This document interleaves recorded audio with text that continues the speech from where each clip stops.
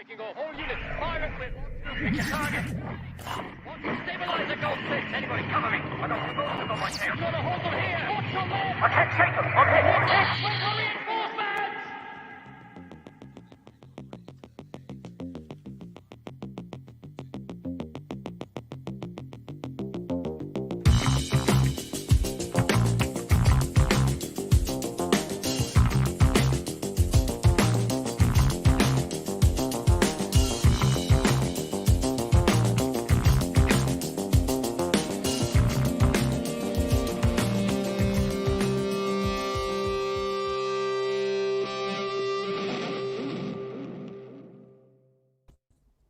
A decent little audio track, that, mate. Right, thank you, YouTube. Nice Got into one. that a little bit. We should have scheduled this for a Saturday night. I'd have been, I'd have been going for it. How we doing, chaps? Are we all right? Yeah, nothing amusing to say this time. That's become my my trademark, to just act like a depressed fool when you ask me how I am. Yeah, he's in a reasonably good mood today. We're doing all right. Literally only because it's Wednesday and there's been a new Ahsoka episode. If this was Thursday, I'd have been a fucking miserable bastard. This is it. This is why we're all smiling.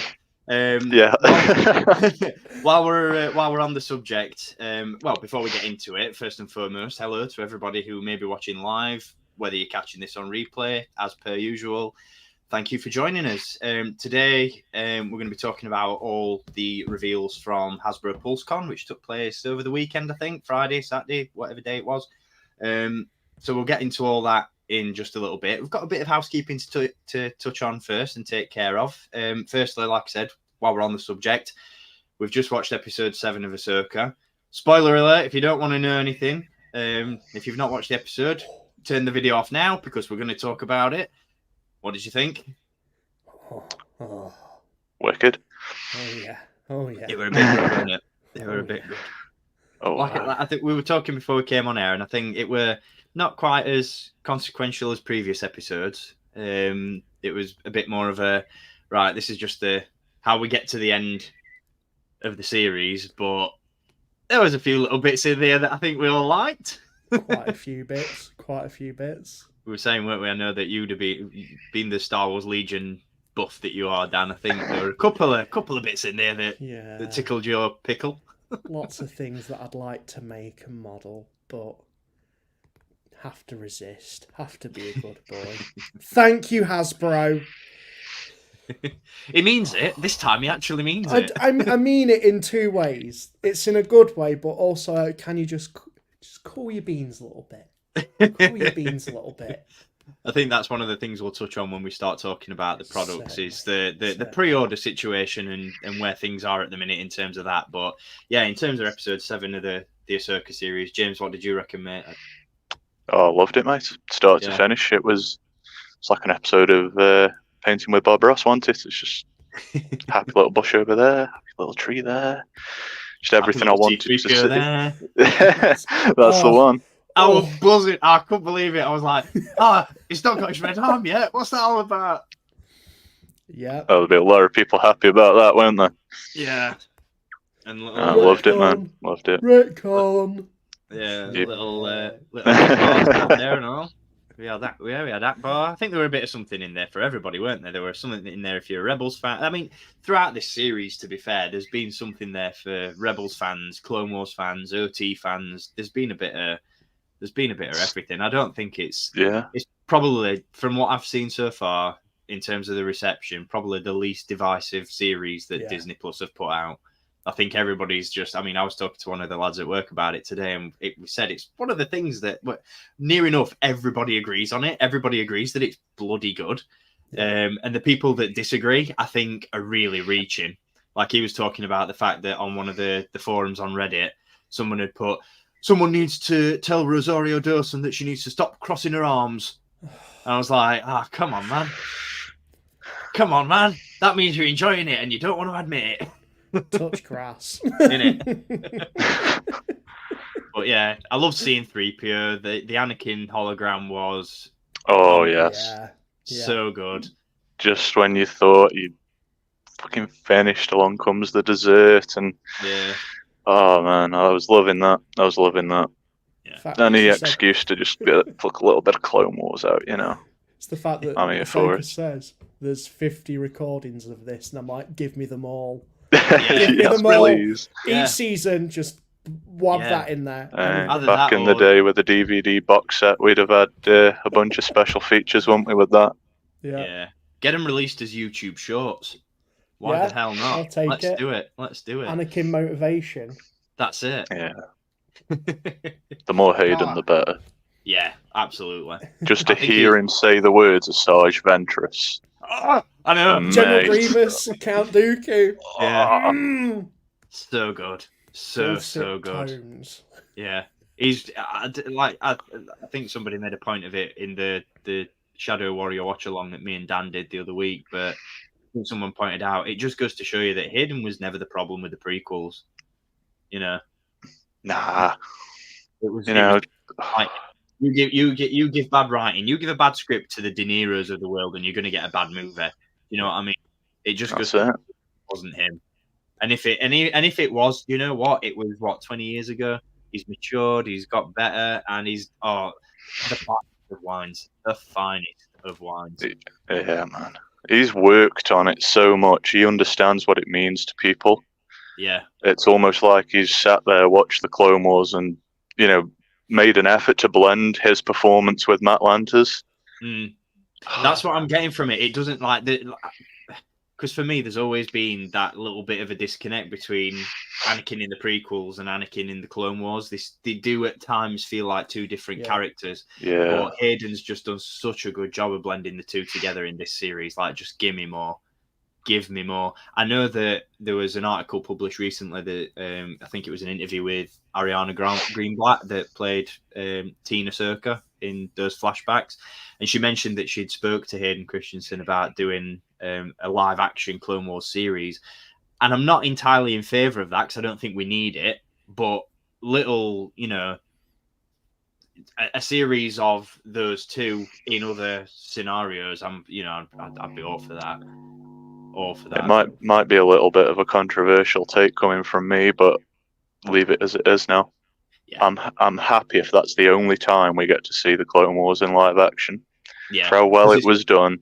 Yeah. That's worthy of it.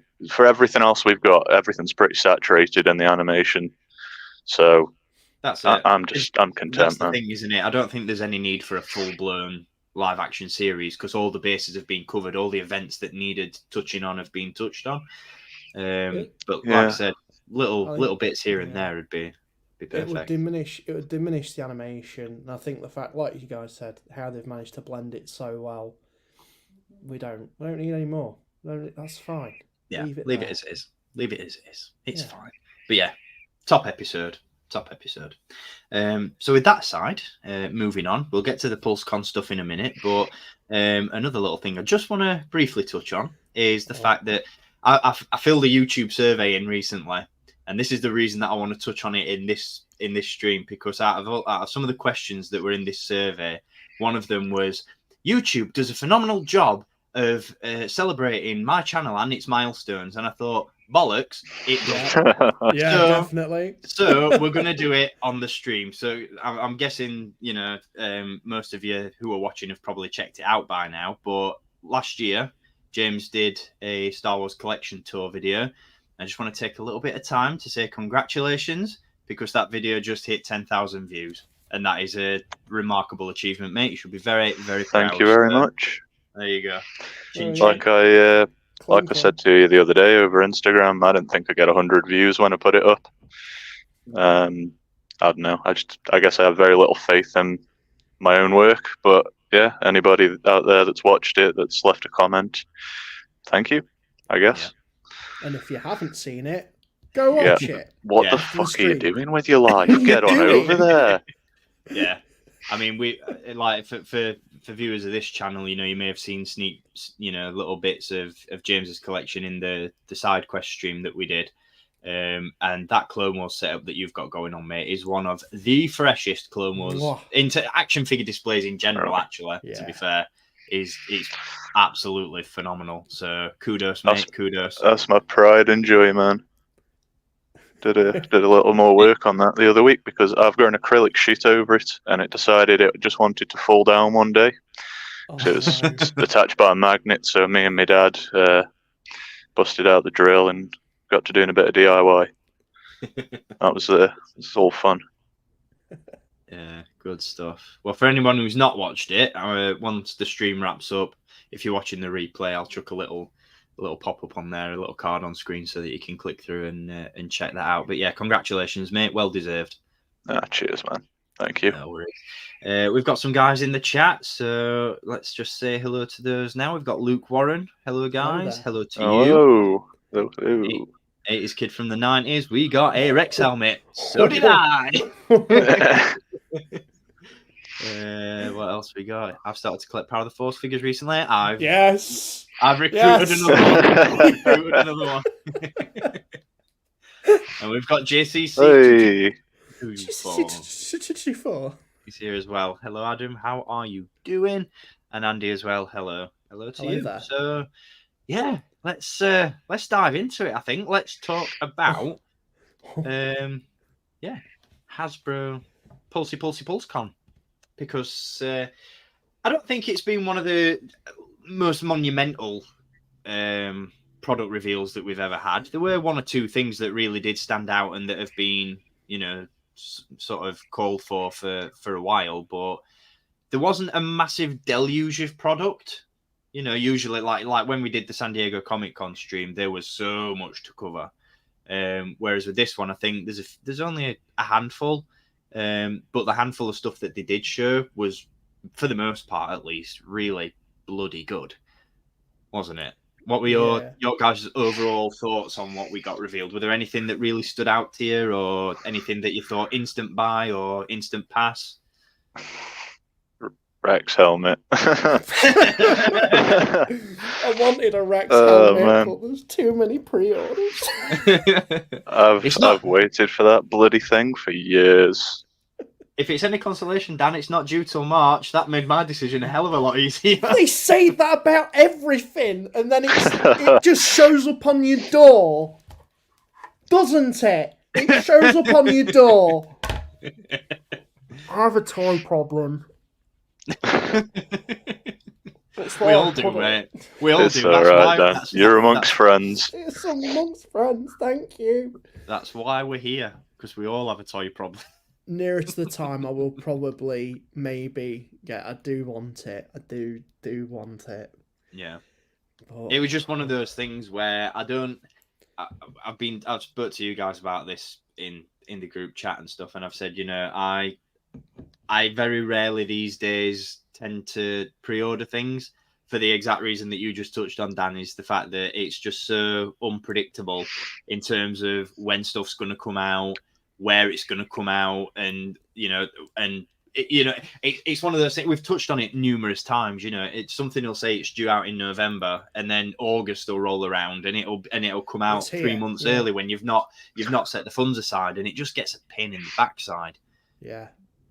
So, but with that one, I was like, do you know what? If I don't do it now, I'm probably going to regret it. And being what it is, it's going to be one of those things that it's only going to skyrocket in value once it eventually, runs out of circulation or whatever. So I thought, do you know what? I'm not going to chance it. It's too cool to pass up. So yeah, I stuck a cheeky pre-order in with Star Action figures.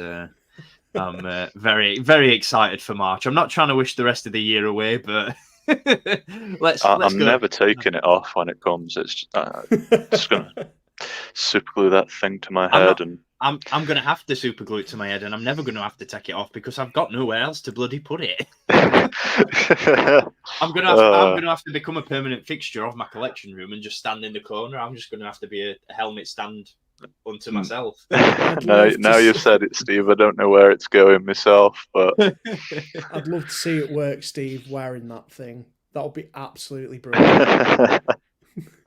I'll make it happen. Thank you. Thank you. But yeah, some decent stuff, I think. I said, so a couple of bits that I think we were all particularly taken by. So we'll touch on the first things first. Look at it. Look at Bloody it. lovely, isn't it? It's Ah. Gorgeous. Gorgeous. beautiful. JC's popped a comment in the chat. He said, Rex helmet Loki doesn't look good, but I'm a clone helmet perfectionist. I must admit, he's got a point here because the images of it, like the press images, look phenomenal. But the in-hand product that they had during the stream, Yeah. it looked obviously I it's going to didn't look see it. different. I've only seen press shots of it. So did it look a bit janky in there? I think the issue is they wanted to reuse the dome part from the Phase 2 helmet they've already put out. So it looks slightly a little larger than it should be. But compared to the press shots here, they've got the J guys printed far too high on the one that they had in hand. So I'm confident the final product will look better. Yeah, but that's the thing that stood out to me was the J guys. It's probably a good thing to bring up that I think it's their interpretation of a live-action Clone Wars version, opposed to being directly from Ahsoka. There he is, Lord and Master. There he is. We are honoured by your presence. Yeah, but I do agree. You know, the in-person product did look a little bit not janky, but it didn't look as good as the press shots do. I mean, we'll just have a look at another one. Thanks to Hasbro, by the way, for passing these images along for use in today's stream. It does impress me. To be fair, it does impress me when people pick up the things about clone armor, because after that episode of Ahsoka came out and people were like, oh yeah, they got Rex's armor the completely wrong way. Me and you didn't notice that. Yeah. We were watching like, no. Well, it was one of them though, where when I did notice it, I was like, oh god, that's really but that's it. You notice I tried not to notice it. It was making me sad. I was very upset people were ripping on my boy. It was when they did it on the character poster that I was just like, oh yeah, that was it. If they can go in and touch up Luke's face at the end of Mando Season 2, they can go in and digitally correct that. Yeah. Or like I said, they could have just done. They just needed to just correct it for the poster at least. Yeah. I was like, oh, that's really itching my OCD. I'm not making excuses for nobody, but from what I read, I think they had like a couple of months to get all the armor together and film all the Clone Wars stuff. So I'm not complaining. I got to see Rex like say a couple of words and run across my screen, and it lives in my brain rent free now. And now you can be him, James. You can I wear can, that helmet. I can. It's like, I'm not Tamora Morrison, but I feel it. I feel it wearing that helmet. Man. I can't though, Dan, because everybody on the internet will shout at me and say that it's wrong for that scene. But it does look really good though, doesn't it? It's immense. It's one of the things that I'm not ripping on it by any means because I've pre-ordered it and I can't bloody wait to get it. But one of the things I really wish they'd still do with the Black Series helmets is put phrases in there. Because the Luke Skywalker X-wing pilot helmet is absolutely top tier for that very reason that you've got the sound effects when you're wearing the thing. It's like you're sat in an X-wing cockpit. It's fucking dope, and they don't do it anymore. When I got the Mando helmet and the Proto Fett helmet, I was like, oh, I can't wait to hear Tamura Morrison's voice in this. Where is it? What? There's no sound effects, and it disappointed me a little bit, but yeah, that'd be bloody mint. Like all those effects they used to pack into the vehicles back in the day. Yeah, they just used to shoehorn a load in, and oh man, that'd be so cool. Yeah, definitely. Definitely. I don't know if I'd go that far, Luke. It don't quite look like a Lego helmet. It looks products may vary. Final product may vary, but it doesn't look like a Lego helmet. I won't go that far. It looks decent for what it is. Yeah, you know, that's it. And at the end of the day, if it's a budget product, it's not high. It's not a high end thing. So I think it's going to be the best helmet they've released. I'll say it. Yeah. Because they're very easy to just keep knocking out repaints. They don't want to touch character specific stuff anymore. But they can't reuse this for anything. No, that's true. So it's, It's got to sell well because they played the dirty card and decided to only sell it through Hasbro Pulse for the first 12 hours. Yeah, dicks. See, that's why I'm so glad I waited. So glad I waited. Yeah, I wasn't. Yeah. I can't bring myself to do it. Got to hate buy using off those books. independent retailers. That's it. Support your locals, guys. Support your indies. So yeah, that's pretty much covers it for the Rex helmet. It's safe to say we're all excited for it, and we're all probably going to end up with one in the collection. Hopefully, I hope at I do. some point. Depends what they're bringing out. Well, they're also Until bringing then. out another.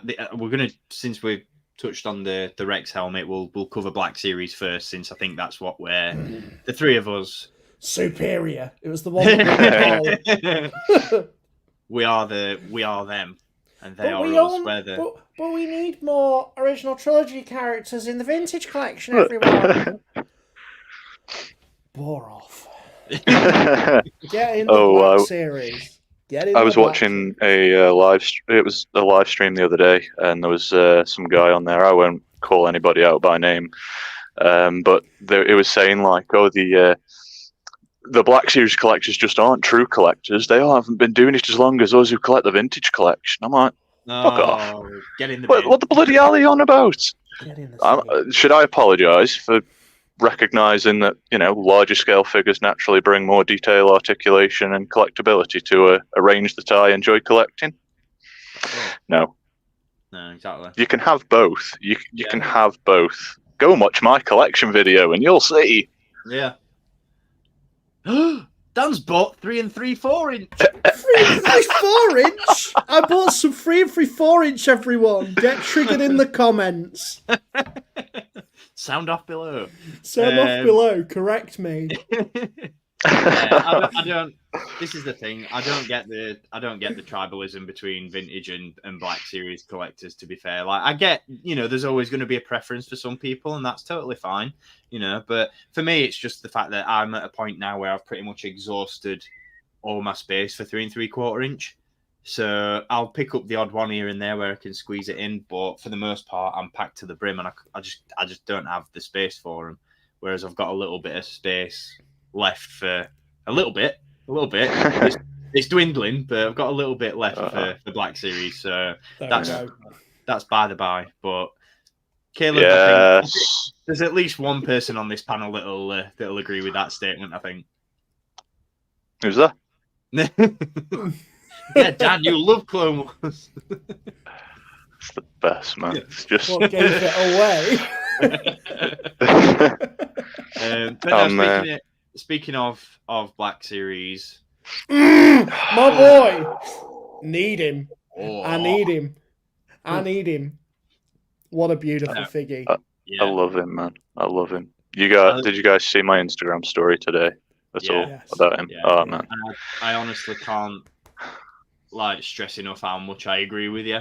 Yeah. It's like I'm literally the same where I'm watching an episode and I'm like, Christ, I hope we see more of Balin, and then I'm like, no. Yeah, man. It's like when you've escaped and you're just like in the zone watching an episode. I'm just constantly in awe of his performance, and every line he delivers, you want to know more. It's just like a massive fucking onion, and he's just peeling little bits off at a time. And there's one episode left, and I'd love to learn more about the character, but I would much rather than quietly write him out than try and recast it or say that he was killed off. Yeah. I mean, when we spoke about it, haven't we? Like I've said that. I've said I really hope that not in a macabre way, but I hope that he gets killed off in the series or at some point in the canon, because I want to know more about him, and I've got a feeling that the original plan was to have this character, bear great significance on the rest of the canon going forward. But the fact that we don't have Rey with us anymore is just it's devastating. I've heard a lot of people say that he was going to become sort of like. Because in Legends, isn't there a Jedi that's Jace Buff? Yeah. Yeah. Joris Buff. C.A. Bioff. Thank you for the correction. It wasn't a correction. Well, it was an attempt at a correction. Sound off in the comments. 3 3/4 inch, 3 3/4 inch. tomato. He was going to be that. Mm. And I really He was want... going to be a grey Jedi. He was going to be a great Jedi. I want to see more of him. But I don't think... I think no, because his performance is just incredible in this. It is. If they are going to do anything, Tales of the Jedi it. Do Oh, it. yeah. Do it. I am Find out keeping my fingers crossed about his he's recorded past. something for it, like, Yeah. you know. But Oh my God. I doubt it. I really doubt it. Could you imagine? If we were to get an extension of Balin's arc in some other, like obviously depending on what happens to him in next week's finale, but if we are to get a continuation of his arc down the line, it's the same situation as Leia in a lot of ways. You don't want to do the recasting thing because you want to pay tribute to the acting. You want to pay tribute to Rey. But if they did it, who would you like to see take on the role? Because I think the best way to do it, you guys have just hit it on the head, I think, is Tales of the Jedi. Knock it out in animation. But I don't think anyone's capable. Like, I'll be completely biased on the matter. I couldn't think of anyone else to take the reins. Yeah. No, I said to Laura today, he is by far, for me, just the most interesting character in the show. Yeah, agreed. Other than Thrawn. Yeah. Well, but in terms of, you know what, that was a given. Yeah. I think for me it's the overall presence and the gravitas that he brings to the role. It's something. It's like you said. It's just there's something about him that's just so captivating. Like you're hooked on every word that he says and every little decision and every movement, every little aspect of his character. It's hard to tell what his intentions are as well at this point. Well, that's the thing, isn't it? It's really interesting. Like, I've got a mad theory. I don't think it'll be right. I half expect them to end the finale with Balin discovering or confronting whoever this higher power is that he's got such a calling for. Yeah. And then that'll lead into season 2 or would have. Yeah. I would love that to be the son of Mortis. Oh my God. Can you imagine? Sam Witwer has been put on the credits a lot. Possibly. It's a crying shame. It is. It's a crying shame that they didn't include a robe with this either. Well, yeah, JC's just touched on that because JC he's just mentioned in the comments actually that he's not seen the recent episode, so we'll keep it spoiler free from this point. But what we were saying about Balin's character going forward, there's definitely a reason that he did what he did in this recent episode with Shin. There's something there, I think, with that. The fact that he Yeah. It's like, I love him.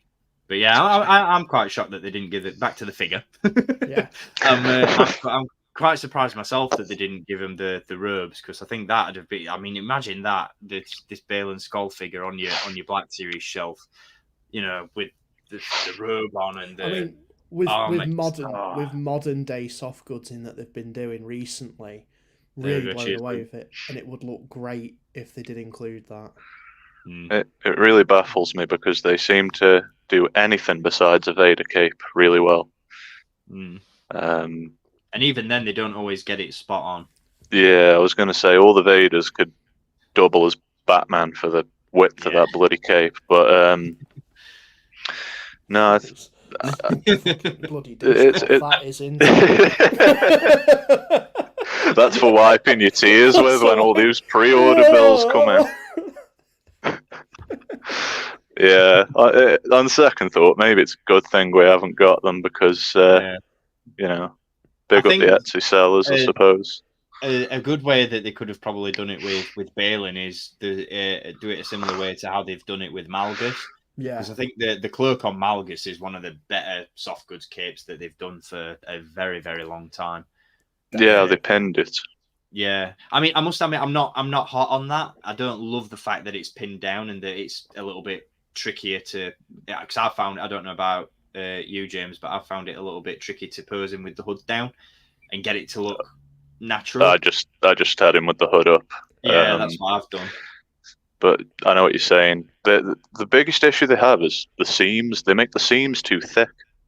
So when you try and put it down, you've got this ugly little bit of stitching just fucking looking at you. And I don't know, man. I know what you mean. Yes. Yeah, JC has made a very 50-50. good point about Black Series there, going back to what we were talking about with the comparisons to 3 3/4 inch. It is a little bit of a pain that we don't get the accessory range that we used to get when the line first debuted, because case in point, that Han Solo figure from the second ever wave that JC's touched on, that, if like you said, if you got that today, that would essentially be a deluxe, because he came with multiple hands, multiple belts, which is something that I loved about those early Black Series figures. That's what it was always sold as, wasn't it? Exactly. They didn't all come with additional accessories, but the ones that needed them did. Yeah. And now you just don't get it, and it's a little bit. I think the last time they really did it that I can remember is with Qui-Gon in the black and red boxes when they included an alternate hand. Yeah.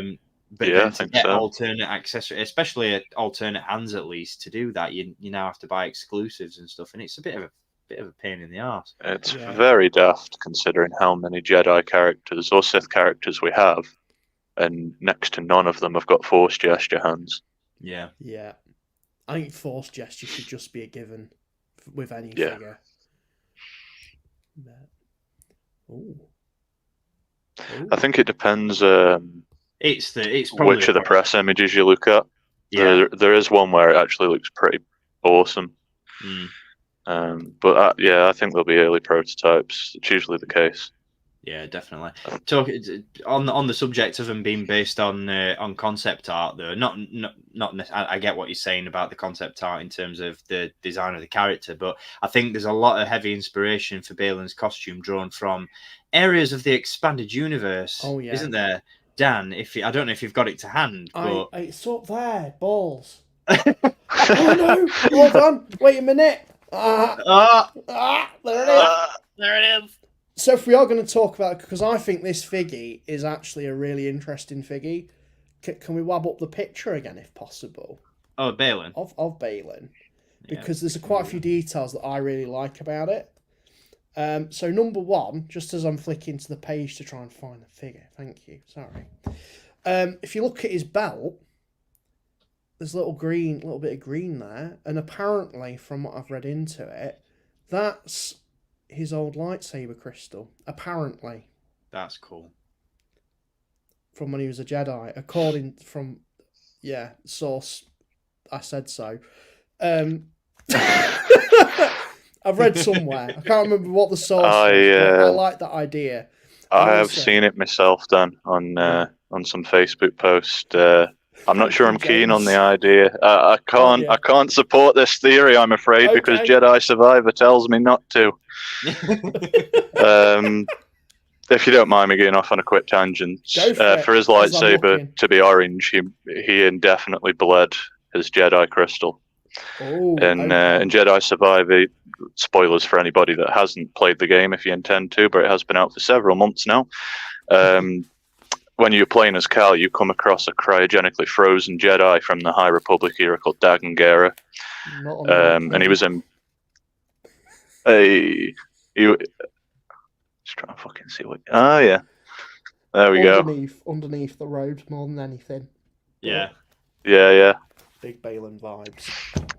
If you know. Yeah, he gets imprisoned by the Jedi of the High Republic era for having an outlandish view, and when he's unfrozen, he's so angry with everything that's gone on. You see him dismantle his lightsaber with the Force, and it's the first time they actually showed somebody bleeding a crystal, but it's orange at the end of it because opposed to pouring hatred into it, it's anger and purpose that drive the color change.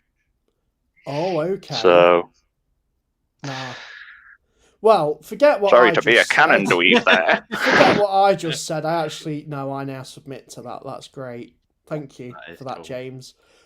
Other detail though is he has a really long lightsaber because it's more like a broadsword. So the lightsaber that he comes packed in with is a little bit longer. Love that. Do you guys notice that they use the original sort of Sith activation noise in the show? Yeah. Yeah. Yeah. We've lost James. Oh. Where's he gone? He's back. There he Magic. is. He's back. we shuffled around. You were saying? What, I don't know how far I got before About the Talk decided to shaft me. Yeah, it was just a lot of happy noises after that. I just like it, you know. It's. I must admit, I noticed that it's very Vader-esque, isn't it? In the way it's like, I was like, oh, just presses all the buttons. Yeah, literally. Definitely. I would have. Do you know what button I would have liked to have pressed? The Hey-o. pre-order button, but I couldn't because it was sold out. Thank you, Hasbro, for shafting independent retailers again. Yeah. Wankers. Well, another Oh, interesting mommy. character. Yeah. Another interesting character that we're getting in the Black series, which I'm, again, very, very intrigued by her trajectory in the series, especially, no spoilers, after the last episode, is Shin Hati. Mm-hmm. Mama Shin. You need to buy this with Balin. You can't have one without the other. That's the thing, innit? It's a must. Agreed. It's a must. Yeah. Always two there are, no more, no less. Yeah. Exactly. Although events in the recent episode dictate a different path, but JC, you shit out. Oh I can't believe you've done this. I'm right there with you. Yeah. Yeah, I'm with you on that one. I couldn't understand that, but yeah, like I said, the pre-order thing is an absolute shambles at the minute. It really needs looking at. So whoever is in charge of that, sort it out. But Shin, again, I'm buzzing for this figure as well. It looks awesome. I think they've done a really, really good job with the pair of these. The likenesses are absolutely bob on. No pun intended. Yeah, and just purely for the banter. No, we've got them in Black Series, and you haven't got them in Vintage yet. No, because we need more original trilogy characters in the Vintage collection, James. That applies to two. Good God. It's all right. They'll make us buy them twice for our arrogance. Now they'll give you the cloaks and some kind of Amazon exclusive 2-pack next year for like 90 quid. Just for the sake of keeping the peace, I am not an exclusive Black Series collector. I do still dabble. He still dabbles because I don't have the Black Series one yet. I also dabble in 3/4 inch. I'm still dabbling 3/4 inch, everyone. You've done it's a good job I changed seats today, otherwise my head well and truly would be on a pike. Yep. Oh, no way, as if, really? Did that was that a thing? No way. Oof. Maybe it wasn't a mispronunciation, because, I mean, he's got a point. There's a few different, accents at play when they've said it in the show, I noticed, but it's funny because of the memes and because of the people on Facebook and Instagram that all the simps. Yeah. I mean, I like the way that it was cleared up when Morgan addresses her and calls her out by name, and that we got like a definitive pronunciation there. So yeah, I love the little Padawan braid as well. I think that's so cool. It is. It's a nice little touch, isn't it? Master race. Tell that to the stock market and all the Hasbro bigwigs. It's just for the banter, boys. I love them both. My wallet doesn't, but my heart says yes. Yeah, but yeah, like you said, I think said all you can really need to say about that one is the fact that you can't have one without the other. You've got to get this one with Balin. And I think in addition to the Captain Rex helmet, I think Balin and Shin are absolute musts for me. Oh yeah, they're also like you, Dan. I've not been able to pre-order yet, but when I can, I will. To be honest, with the full wave is available, but the other two figures, I don't care. Yeah. If the third one's a decent choice, Prawn, a pre-order is going on it. Yeah, and I'll get rid of the R5D4 and I'll keep the Mandalorian boy because you can never have too many Mandalorians on your show. Yeah, that's the thing. I mean, the Mando Fleet Commander is probably the least inspiring choice out of the entire wave. I'm buzzing for R5 because I missed out on the original one, and so to get R5 on that new R2 body is going to be sick. So I'm excited for that. But yeah, it depends. It depends on how accessible those two figures become as to whether or not I stick a pre-order in for the entire wave. We'll see how things go. We'll see what else gets revealed between now and Christmas, because bloody hellfire. It's the tale as old as time, or it has become that way, where Hasbro allocates minuscule amounts of these figures for pre-order, but then as soon as the stocks arrive, surprise, surprise, they're back up for pre-order a couple of days before deliveries are due. Yeah, and we've seen that with this. We've seen it with Black Chrysanthemum. We've seen it with everything. Thanks, Hasbro. Caleb asks if we like Enoch's design. I certainly bloody do. Yes, give me a figure now. Yes. Yeah, I love it. It's so like that. The last episode where he spins around, I was like, "What on God's green earth is that?" But I like it. Like, I saw somewhere that it's a throwback to THX 1138, is it? Yeah. It's got them vibes. Yeah. It's really cool.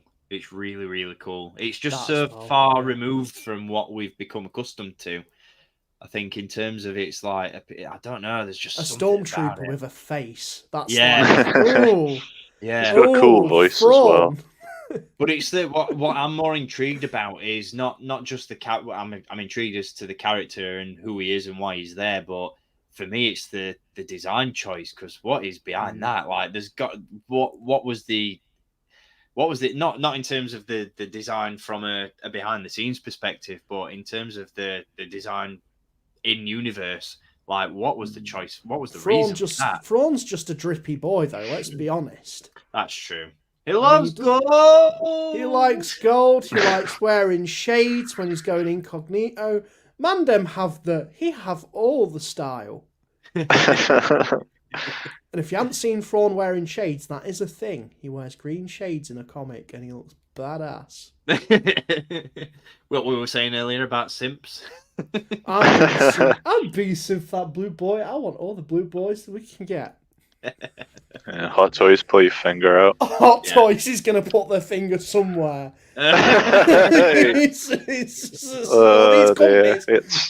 I'm twitching already.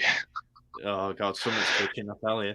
They've only shown Sabine so far, and it's very annoying. But mate, happy about that. He's coming. It really annoys me that you got to wait like over a year now for these, when the turnaround time was 6 months once upon a time. Yeah. Especially when they look so nice. But I know, right? Yeah. Oh well. Third world problems. Innit? But yeah, staying on the. I mean, that is just. This is what we were saying earlier when we started the stream. Is the fact that that's pretty much about it for new Black Series reveals from Pulse-Con. We did get some more reveals, but they weren't particularly inspired, I don't think. So we'll touch on them. We'll touch on them now. Yeah, in terms of what we've had, it's nice to get something that's like recent, and then we get this. Yeah. Get in the bin. I mean, these are Europe exclusive. Are they Europe exclusive, aren't they? Yeah. So they're not being released in the US. No. Oh, get in the sea, because Bo-Katan peg warmed. Imperial Stormtrooper, I'll give you. I'll allow that. Yeah, that should be literally in every single, or every other wave that comes out as that extra figure. Yep. Yeah, I People want 'em. completely agree. But no one was Completely asking agree. for Bo-Katan. No one. Yeah. Nobody. Saying what we all think there. This is the thing. I mean, I never really saw Peg warming.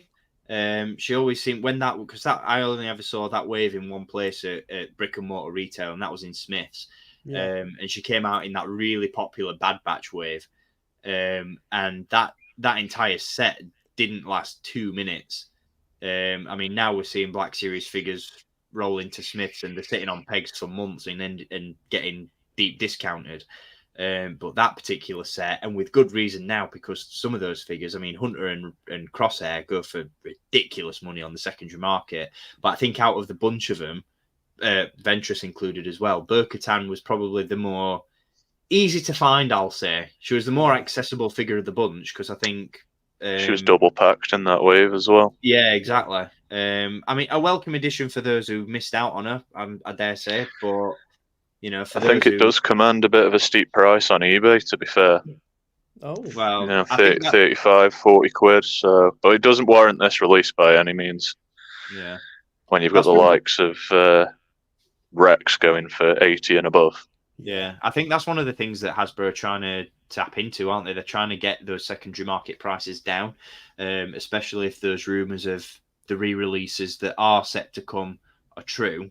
There's a decent bunch of highly sought after figures that are set for a re-release from years ago. Oh, bloody hell! Yeah, I forgot about that. Which I don't know if it's true.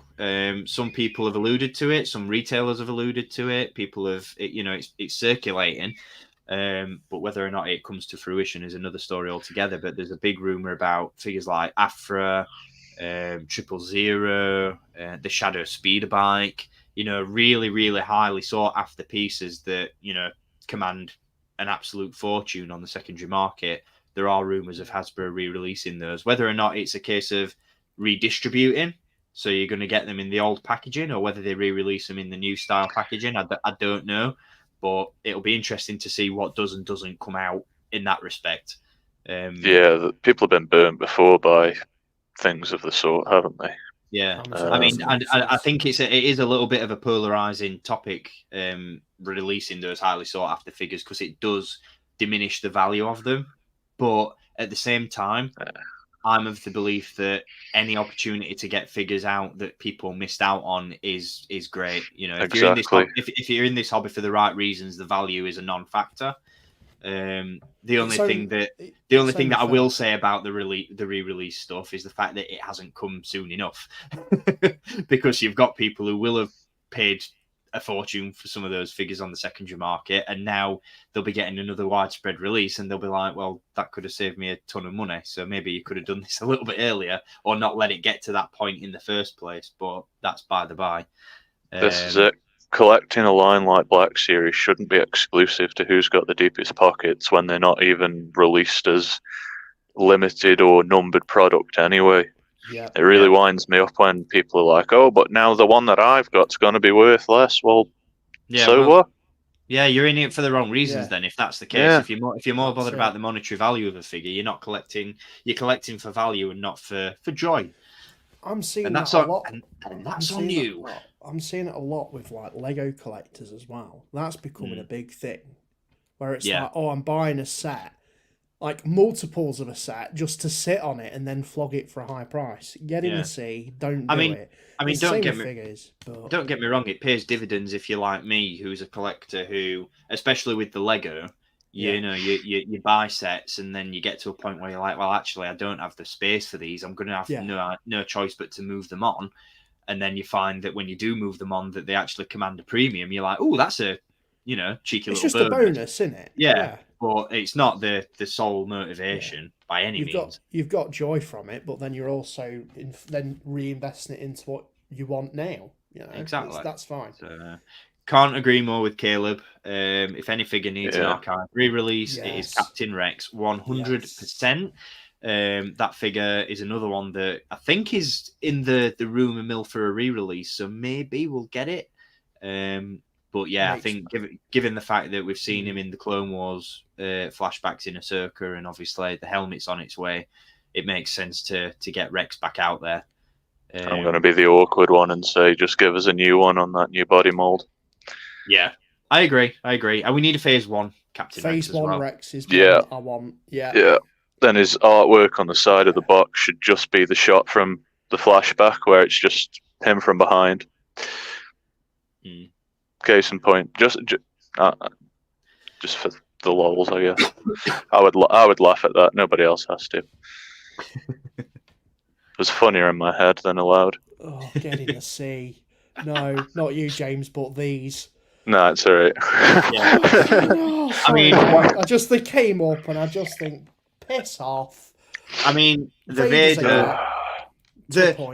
Vader thing is absolutely. I mean, we'll touch on this in a little bit more detail when we get to the pipeline reveals. But is it just me? Am I going absolutely mental, or have they announced Darth Vader for the archive?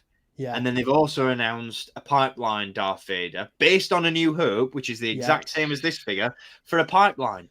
What the friggin' Jesus is going off with? They didn't specify whether it would be a new one either. I mean, you can assume that, but how are they going to make Vader new? Because all they've done on these later ones is given butterfly joints. Yeah. And I don't know about you guys, but I'm not posing Vader dancing. No. Yeah. So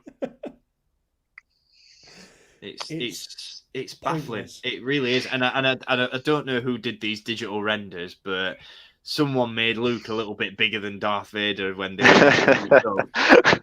What the hell I hadn't spotted that before. I noticed it when I was putting these images together for this stream, and I was like, hang on a minute. What's going on there? Why is Darth Vader like half the size of Luke? I don't get why we're getting Luke again, though, because we've had him in archive before. Yeah, I was just about to say and we've had him on a vintage card. Yeah. Why? Yeah. Why? No one's asked for it.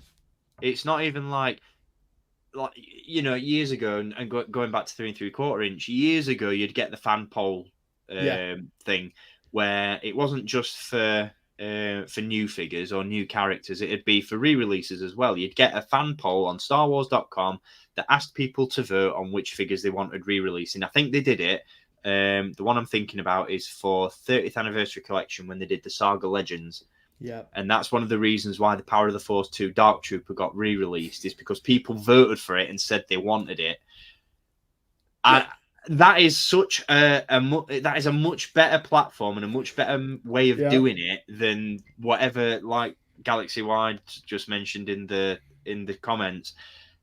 What are they smoking? Because, like you said, the amount of re-releases these two figures in particular have had. I mean, the Stormtrooper's been re-released a few times, but at least that's an army builder. This is stupid.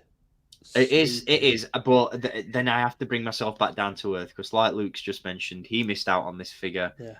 So this means he gets another chance here, and that's the thing that I've got to, take a few steps back and think, you know what, that's fine. This isn't something that I should be slagging off because it's not for me, but it is going to be for someone else.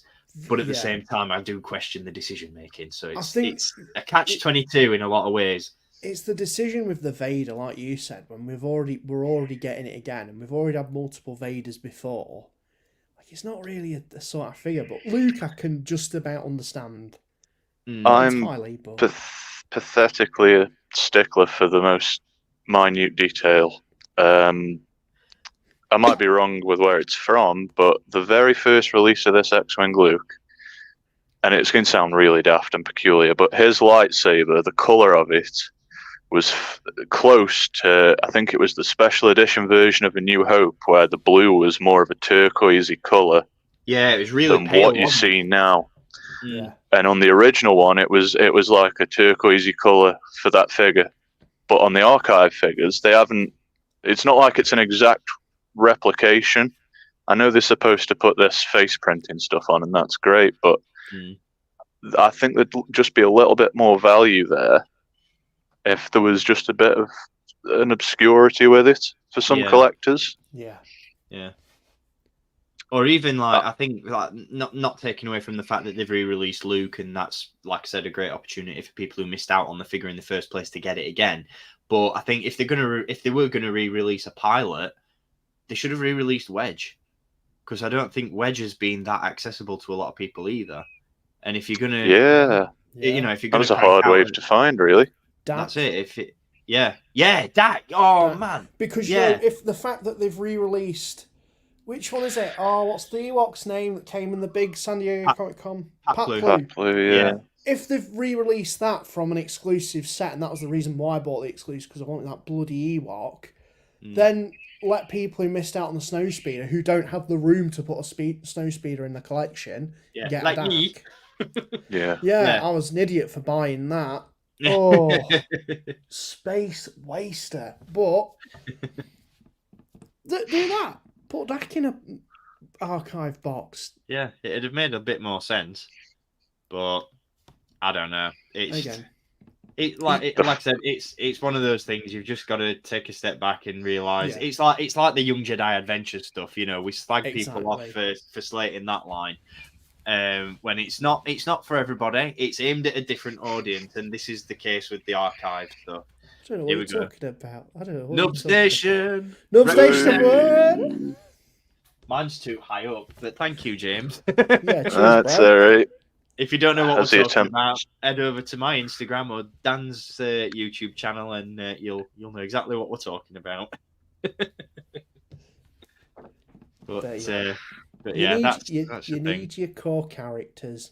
Like you said, Steve, bring themselves back to earth. Yeah. Touch some grass. It's okay. It lets me save money. That's one thing we can all agree on that we're happy about. That's the thing, isn't it? You know, little victories.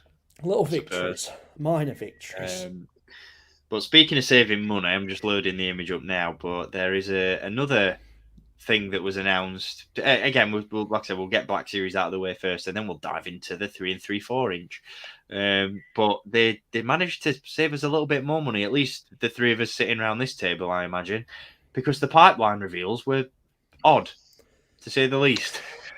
Get in the sea. Right, so I'm gonna lead this one, because unless I'm completely missing something, like I said, we touched on Vader. He's getting an archive release. And he's being announced as a pipeline reveal.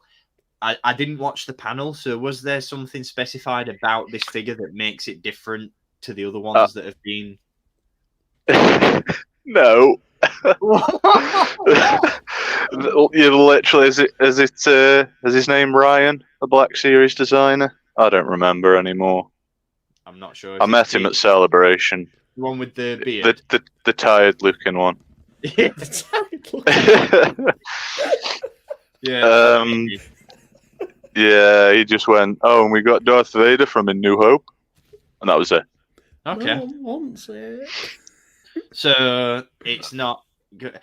The only thing that I can possibly think that's going to be different about this figure is that it's going to be the Darth Vader from Return of the Jedi that's got the updated body. And I mean, has it got an updated body? I don't even know.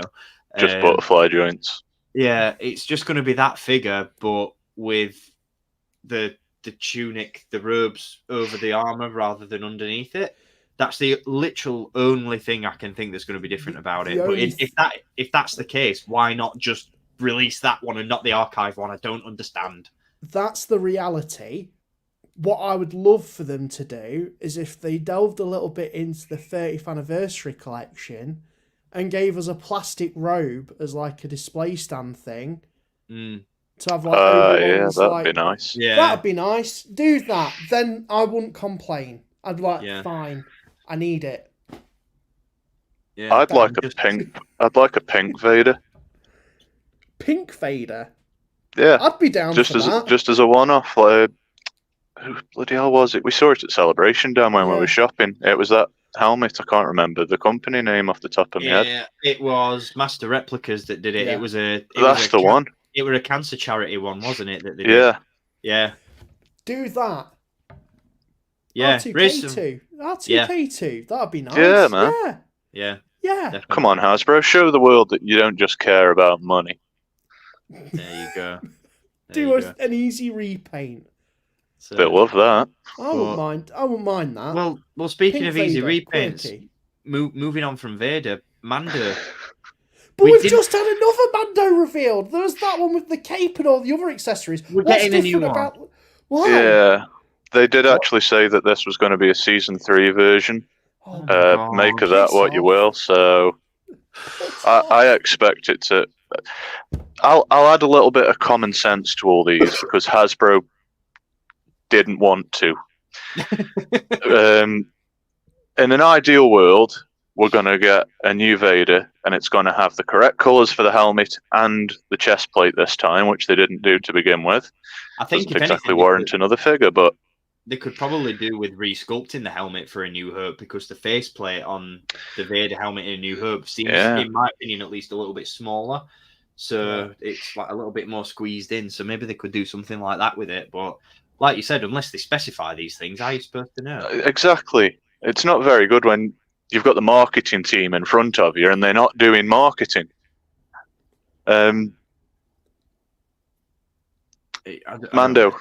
It's alright, train of thought stopped at the bloody station. Season 3, right, so in an ideal world we'd get those twin blasters from the finale, maybe a riot shield, maybe a stick, electric stick, okay. whatever, but then you're walking into deluxe territory and they said nothing about that. The clone trooper, like JC's just said in the comments, probably just going to be on that new Phase 2 body with a Phase 1 helmet that's removable this time. See, I thought the last Phase 1 clone trooper that they did was updated to those sort of specifics, but maybe I'm wrong. I don't know. No, it don't have removable. That was the first sort of, I don't know what to call it, the first escapade of the glued-on helmet. Yeah. Right. So you'd. Oh, right. Okay. Sorry, I might not have been listening then when you said. So that you reckon this one's going to be a removable helmet, like the. Yeah. So the Phase 2 that's just coming out in the next wave has got a removable helmet. Yeah. There you go, Dan. Like the. Yeah. Like Poe.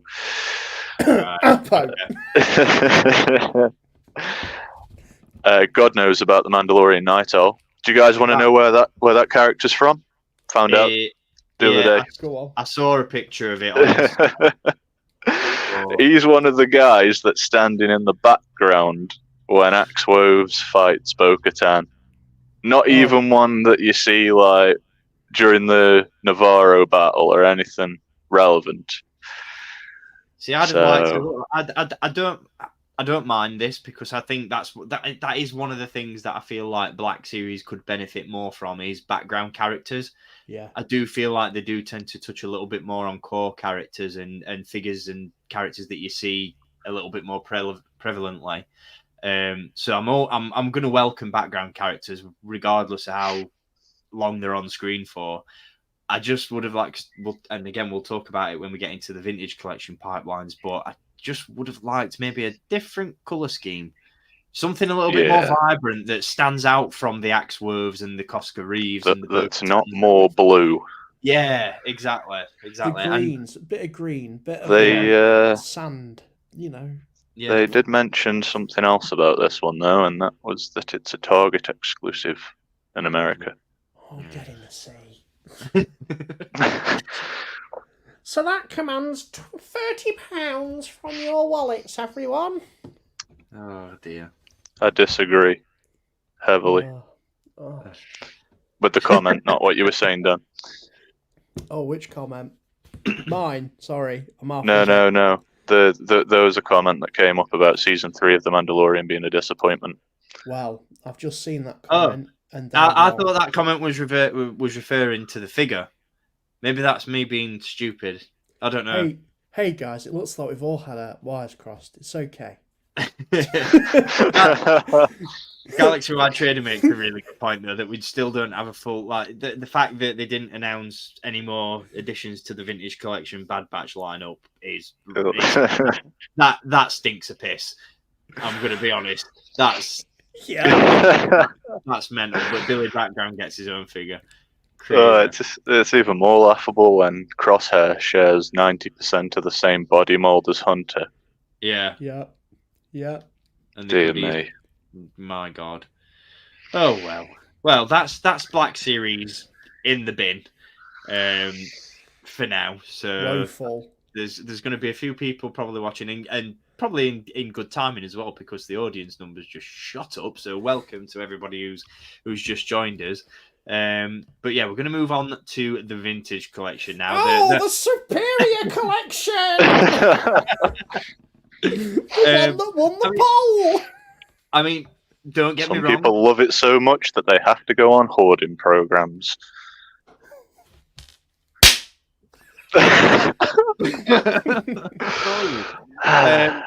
Don't get me wrong. Need it. Yeah, there we go. You know, case in point, in terms of what we collect and what we prefer, like I would rather get the Black Series one first. If you could pre-order it, but at least you can pre-order this one. That's true. As far as I'm aware, last I checked. This is another one that, like with Balin from the Black Series, I'm just loving the character. I love him so much. I think the defining aspect of this character for me was last week during the intro, as they were flying in the Purgle, and the way he started the anecdotes of the history of the galaxy was just, oh my chef's kiss. God, so well done. I weren't expecting it, and the fact that, but then as they were talking, and he was like, "Oh, well, I'll start at the beginning," and I was like, "Wait a minute, no, he's not going to say the thing," and then he said, the thing. And then he said the thing, and it was glorious, and it was beautiful, it was tastefully done, and now I need a Hugh Yang or Hugh Young in my. I need a Hugh Young, please. Want him in the vintage collection. Professor Hugh Young. Hugh Young. Oh dear! If you know, you know. If you know, you know. You know. Yeah, I'm buzzing. I'm buzzing that they brought him back for the show. I'm buzzing that he's getting a figure in both scale. Love this. We got time for just a tiny little story. In 2019, back when the world was bright and there was no problems, I met David Tennant at Wales Comic Con, and it was pouring. It was pouring down with rain, and it was a lovely day. He was lovely, and I had a little chat with him. I mainly met him because I'm also a bit of a Doctor Who geek, so but Clone Wars being the best. I had a quick chat with him. I was like, I also like watching in the Clone Wars as Hu Yang. That's really nice. And I don't know if I was, but I like to tell myself that I was the only person that spoke to him about it that day, and it makes me feel a little bit better. So I'm just so happy. I was screaming like an idiot at Celebration when. At the panel, the person hosting the panel says to Dave Filoni, "Oh, Dave, can you just tell us a little bit about, Hu Yang coming back? Who's going to be voicing him?" And he just goes, "Oh yeah. That's the Doctor." But that was the moment when you were like, that we're in London right now because all the British people started cheering first. Yeah. Everybody went, "Oi, oi!" Yeah, love it. I love him, man. Yeah, I think for me, carded. Yeah, so, literally read my mind then, Dan. That's literally what I was just about to say. Because I want the Black Series one because I just feel like it's a little bit better. But this one to me, it screams of all. Like, don't get me wrong, it looks like a phenomenal figure. Spindly boy. Yep, I was just about to say it screams all the problems that I have with current vintage collection figures in the sense that it looks very, very spindly, very fragile, and I'd be absolutely devastated if I snapped a limb or something like that. But providing they get the card back image correct on this one, and it's a good-looking card, this one's definitely one for the carded collection. Yeah. How deep do you think those peg holes go on the bottom of his feet?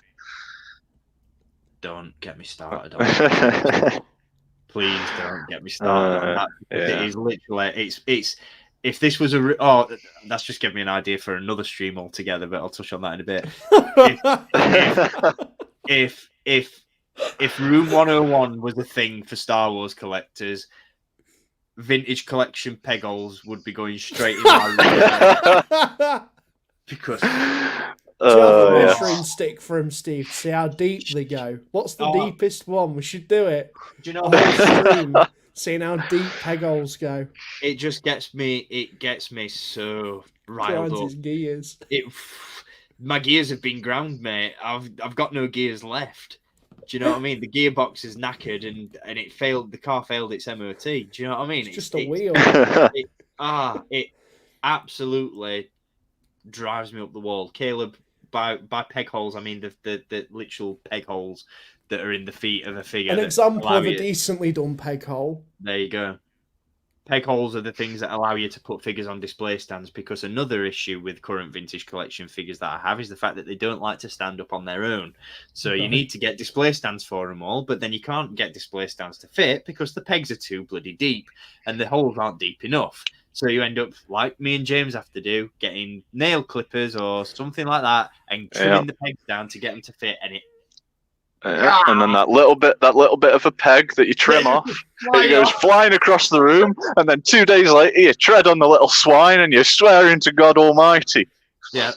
Or on the flip side of it, it goes up the Hoover when you vacuum it, and it gives that really satisfying. Oh shit! What's just gone up my Hoover? That'd be me, because oh man, I once had to fish Sabine's little spray paint thing out of the Hoover. That was a fun time. They're not an epidemic, JC. They're a fucking pandemic, I tell you. I want to lock Hasbro down for it, but Jesus wept. Moving on. We've heard the moving on. fan complaints about peg holes. Have you there? Okay. Yeah.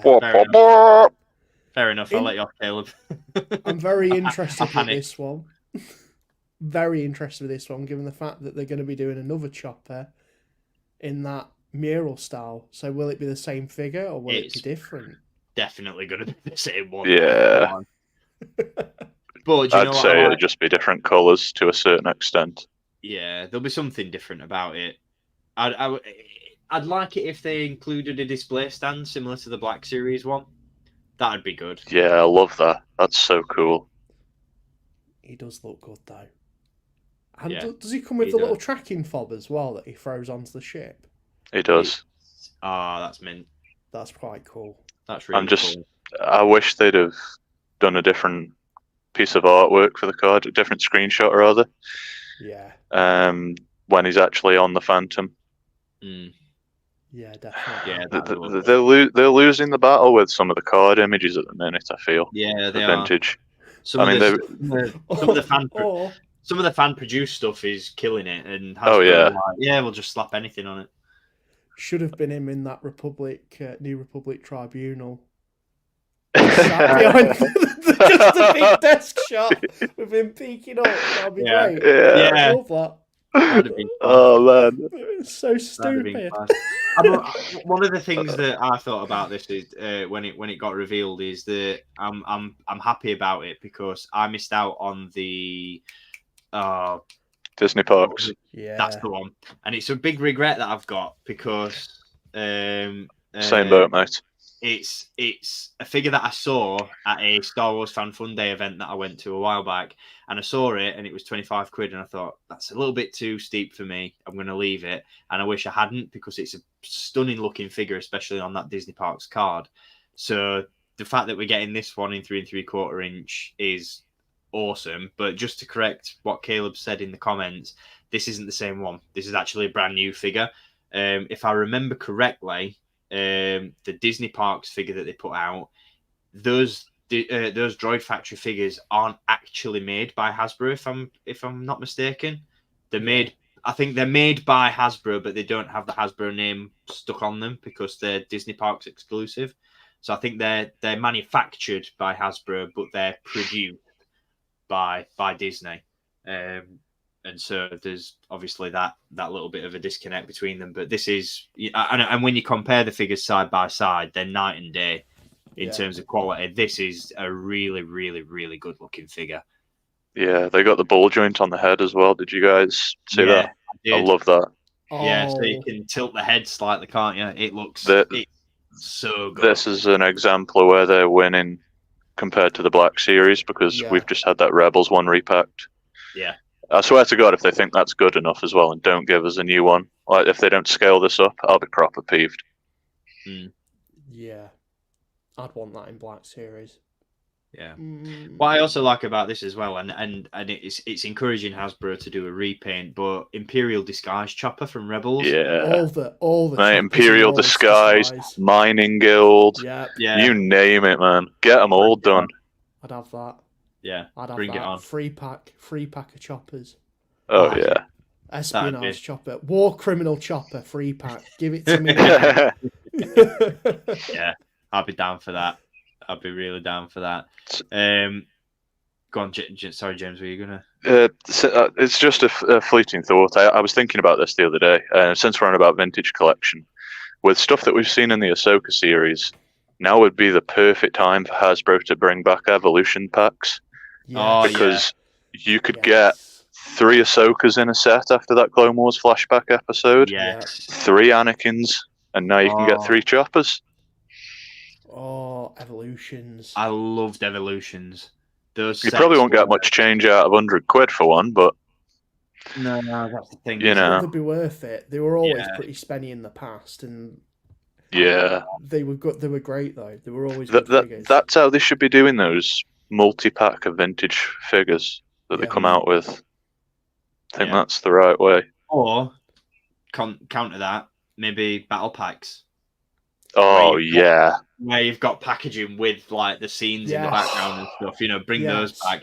I get what they're doing in terms of the plastic free stuff with those box sets, but that whole mission that they set out on with the multi-pack seems to have become sort of lost in translation because the original intent of those sets was to release army builders at a cheaper price than buying individually carded figures, but now you're finding that those multi-packs are just as expensive, if not more so, than buying multiple single carded figures. Case in point, the modal nodes. I think it's a little bit cheaper than it would be to buy them all individually carded, but it's still a bloody spenny set. So I think bringing back, like I said, battle packs or evolution sets, it gives you that option if you're not an opener to display your stuff in a little bit more of a dynamic way, but still doing it in box. Also, it's a Yeah. way for people to get the core characters without having stupid, pointless releases in mainline. Yeah, 100%. yeah. In I'm other there for words, that. Oh yeah, Or even again to encourage the repainting and repacking that seems to be rife at Hasbro. It's an opportunity to make one brand new figure and then re-release 2 others. Because I think they used to do it with Evolutions, didn't they? They used to repack, they repainted and repacked the clones. I think at the time I think the Fets were brand new sculpts, weren't they? When they did Mandalore the Indomitable. Yeah, I think they were. I think the ones with more than one new figure in there are the ones that actually command, a premium on the aftermarket because they were new characters that we hadn't got before at the time, weren't they? Yeah. Star Killer is a spenny one. I wish I'd got that one. I wish I hadn't bloody sold mine. Wish I'd got that. In other words, vintage collection packaging, get in the sea. Let's have something new, something fresh, please. Yeah. Can you imagine if we'd have got like an Ahsoka style packaging with all of the different, That's the map and the stars, the end credits thing could be all over the bloody place. That design. I mean, that's the thing. Like, even though they don't necessarily do it for the 3 3/4 inch figures anymore, the packaging for like other products is just like a little bit boring. Yeah, like for a kid's toy as well. It's so commercial and office like. Yeah, it is. It's like all the Ahsoka stuff, like the Chatterback Chopper. It's like all all the stuff that comes in the Ahsoka branded stuff. It's all in a white box. It's got the Ahsoka logo and it's got Ahsoka's face. There's no artwork. There's no like vibrancy. There's no color. There's nothing to get you really going in terms of visual stuff. It's just it's dull. It's But that's another story for another time. Another vintage collection figure that we got announced at Pulse-Con. My boy, I love Krennic. So this is a long overdue. Long Yeah, overdue. definitely.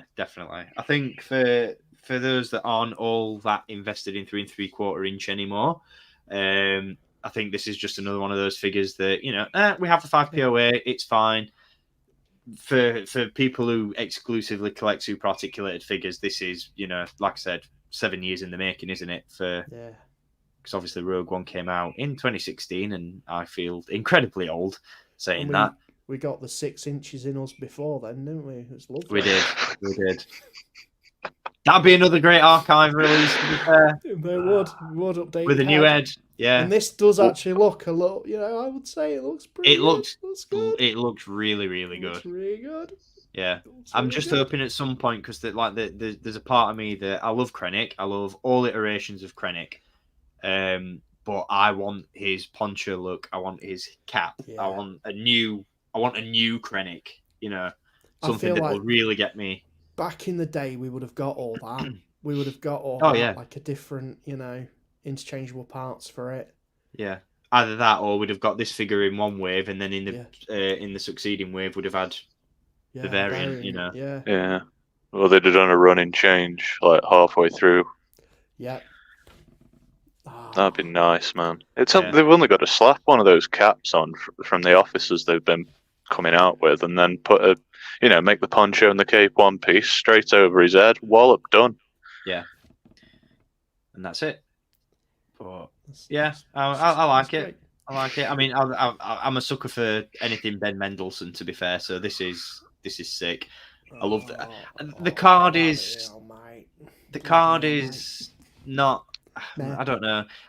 It's just one of those things. It's just an image. I think a still from the movie, because this seems more like a press shot than it seems like a still. I get the scene that it's from, but it's not a movie still. It's a press shot. It's not what you think of, is it, when you think of Krennic from Rogue One? Yeah, it's exactly. That shot of him where he stood like that, Yeah, it's from that first trailer. Yeah, or even with his hands, with his hands crossed when he's looking all. Yeah, that's the one I'm thinking of, Steve. Yeah, it was in that first trailer where a load of the stuff in it that we never got to see. Yeah. That'd have been mint. JC, yes, I'm not sure who did it, but someone did it. I'm not sure whether it was on Instagram or on Reddit or something like that, but I saw this because I thought, oh, you know what? That's a really good shout. But they did mention that it was a difficult head swap to do. So yeah, you've got to Dremel the neck off the body, I think. Yeah, so it's whether or not you think it's worth going to the effort. But I think looks nice though. It does. It looks really, really good. But I think at some point Krennic's going to get a re-release in the Black Series. Yeah. He's got it's long overdue. We need him with photo reel. Surprised they didn't do it in that Rogue One wave, to be fair. But yeah, I am. Yeah, that's a strange one, isn't it? That. Yeah, it's weird. Speaking of strange, a couple of things to touch on with this one. Oh yeah, I can't wait for this. Oh yeah. Right. Okay. I'll get the positives out of the way first, because I love this. Sexy. Because it's weird enough that it ticks that box for me. What's really weird about it, though, and I get why they've done it for synergy, but the Galaxy of Heroes logo. Hey now. Hey. I don't get it. Hey. What? Hey, you leave Galaxy of Heroes alone. There you go. It's all right little app that is. Kept me busy many days while working at Mackey's. You do a little play on that game. But yeah, it is a bit weird. It's a bit weird. I think it'd be less weird if we'd had the Black Series Gaming Greats Jedi Revan. Yeah. And then this set.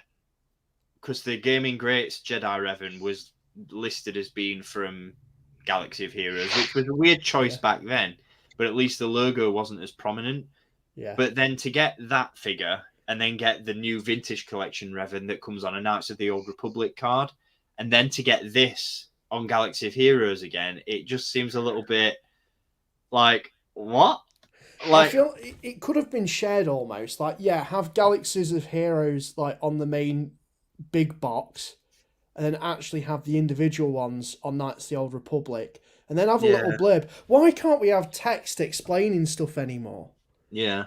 That'd be lovely. It's like, oh, They can't spell. Have you seen the name pills on some of the recent releases? Very true. Very true.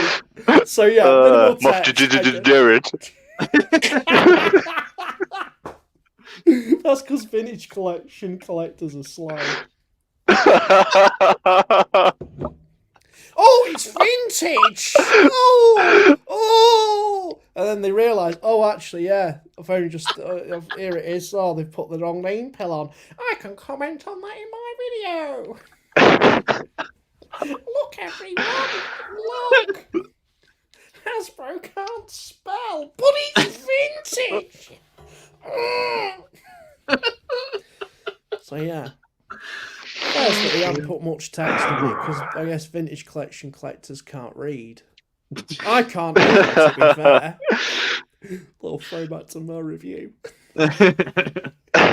Well, yeah, it's just a weird choice. I mean, like the figures themselves, I'm one of the. I don't know whether I might be in the minority or not. I mean, I'm not a massive fountain of knowledge when it comes to the Knights of the Old Republic. I love the characters, I love the designs, but in terms of the lore and the story, I'm not overly familiar. But I think I'm maybe, I don't know, because I don't know how the KOTOR community sees it, but I'm in the minority where I feel like I prefer Jedi Knight Revan's look to Darth Revan. Don't hate me, don't come at me. I just like it. It just looks cool. So I'm all about this because I love the Black Series figure. It's one of my favorite Black Series figures. And this one just looks really, really cool as well. And the fact that we're getting HK47, because I don't know which one it is that I have, but they released this guy in the Builder Droid line, I think. Yeah, and it's a re-release. re-release. So it's sturdy, and I bet his peg holes are lovely and deep. Let's have a look. Joey. Oh yeah. Oh yeah. Oh yeah. Oh yeah. Oh yeah. Oh, Look at that. Look at that. He actually look at that. He actually stands on a stand properly. But yeah, that's not HK47. That's this silver boy. I forgot his name. This is the silver one. It's the silver. That's the War Machine variant. That's his brother. That's his brother HK48. I think. I don't know. Can't remember his name. HK48. Oh. Oh damn. But yeah, I'm quite surprised actually that they've just re-released it, because this is another one of those things where those Builder Droid parts from the 30 was our Legacy collection, wasn't it, when they did HK47, a little bit sought after, and so is this gonna bring the secondary market prices of that figure down? Maybe, but to get it on a card is pretty damn cool. Yeah, and it's a really cool looking droid as well. Yeah, I'd be curious to see what the color differences are, because I feel like the original will be better. Might be better. Just looking at that picture on the box, but I feel like the original one might be a little bit more weathered. Yeah, I get that from it, but might be an HK47. He's a character that everyone's been wanting for ages. I'm pretty sure they were saying he's coming in Black Series. I hope so. I hope so. I really like the design. Again, I don't know too much about the character, but I know I missed out on this figure when it came out as a Builder Droid. So this is two figures that I don't have. This is it's a multi-pack done right. I can't say much more than that about it. He's a sassy boy. Everyone wants HK47. He's a sassy boy. He likes cool people meat bag. Oh, okay. That's him, is it? That's it. That's what he needs to know. He just says, that's a big iconic line, you meat bag. Yeah. Maybe so. Yeah, Dan I'm pretty sure it is. Dan Tween's made a good point. Just a thought: if they are doing KOTOR in upcoming new media, then maybe Hasbro have been asked to retire the KOTOR logo. I can't see that being the reason, because, like I said, they've got the Darth Revan figure coming out on the Vintage Collection Knights of the Old Republic card. So I don't see that. And I'm pretty sure, if I'm not mistaken, that the remake of Knights of the Old Republic got cancelled, or at least delayed. I've read something So I don't about know. it today, I saw actually. something. I was just going to say the same thing, Dan. I saw something online about that. I don't know if the studio's been dissolved. I don't know. I read something about a fan trying to sue them. Oh, Good God. luck with that. Loser! I almost forgot to share the images of the actual cards. I mean, They're whoa, sick. They're sick. they're really nice. It- I can't help but think they'd have been better on Knights of the Old Republic cards, but that's just me. But this is, I don't know what I'm going to do, because I'm going to get this, but I'm going to have to get two. I'm going to have to get two. Yeah. Because I they need are those a bit cards. nice. They look really, really good. The colours on them, like I've said before in the past, like I'm getting a little bit, I'll not say sick and tired, but I'm a little bit drained of the vintage collection at this point. I'd like to see more unique, movie specific, series specific packaging return. But when a vintage collection card is done right and it pops and it slaps like these two, oh man, oh baby. Revan just makes me think of when you're just like doing your shopping and you see chocolate bars on the shelf and it's all fine and dandy, but then one day you go down the chocolate aisle and suddenly there's a white chocolate version and life just gets a little bit more exciting. Yeah, this is what it looks like to me. I haven't got any real attachment to it, I'll be honest. That's what vintage collection should be. It should be for stuff like this. It's not all the time, but every so often, whab a figure on a vintage card, and it's like, oh, that's what nice. A treat. What That's a little the treat. thing. That's the thing that because I mean, once upon a time, I didn't mind it when it was introduced as its own line, but my favorite memories of the vintage collection cards are when you had the Saga collection, but then you'd have the vintage Saga collection, which was a subline of it, which released like 3 or 4 figures on a vintage card, and it was a novelty and it was cool and it was like, wow, this is special. And then they did it for 30th anniversary collection, and it was like, oh, this is special again. Like, do it as a limited run. If it was the same sort of thing as the retro collection, where it's just every now and again, and it's just with select characters, I'm probably going to get some flack for that, because there are going to be people out there that are like, I want every character on a vintage card, but I'm not. Again, this is just my 2 cents. I'm not that person. I like Star Wars, and I like Star Wars toys when they're special and they feel special. This feels identity. Brand identity. You remember Star Wars Episode 1 because everything had Darth Maul's face on it. You remember Attack of the Clones because it had clone troopers or like that colour. Synergy. We don't have that anymore. It's just black and silver. Yeah. Which, I mean, don't get me wrong, black and silver, when combined with blues and the colours of Jedi Revan's outfit and the red of the Galaxy of Heroes logo, oh man, slaps. Love it. It makes me moist. But make it special, make it limited, make it something that is, it's not just slapped on everything. Yeah. There's some creativity there, and then when this stuff comes out, it's like, oh man, there it is. But I don't know. Maybe that's just me, but maybe it's not, because we're getting quite a few comments that are saying that they feel the same. So I'm all about that. So thank you for indulging me in agreeing. But yeah, generally speaking, love this. This is really good. Oh, that's a really good point, Nick.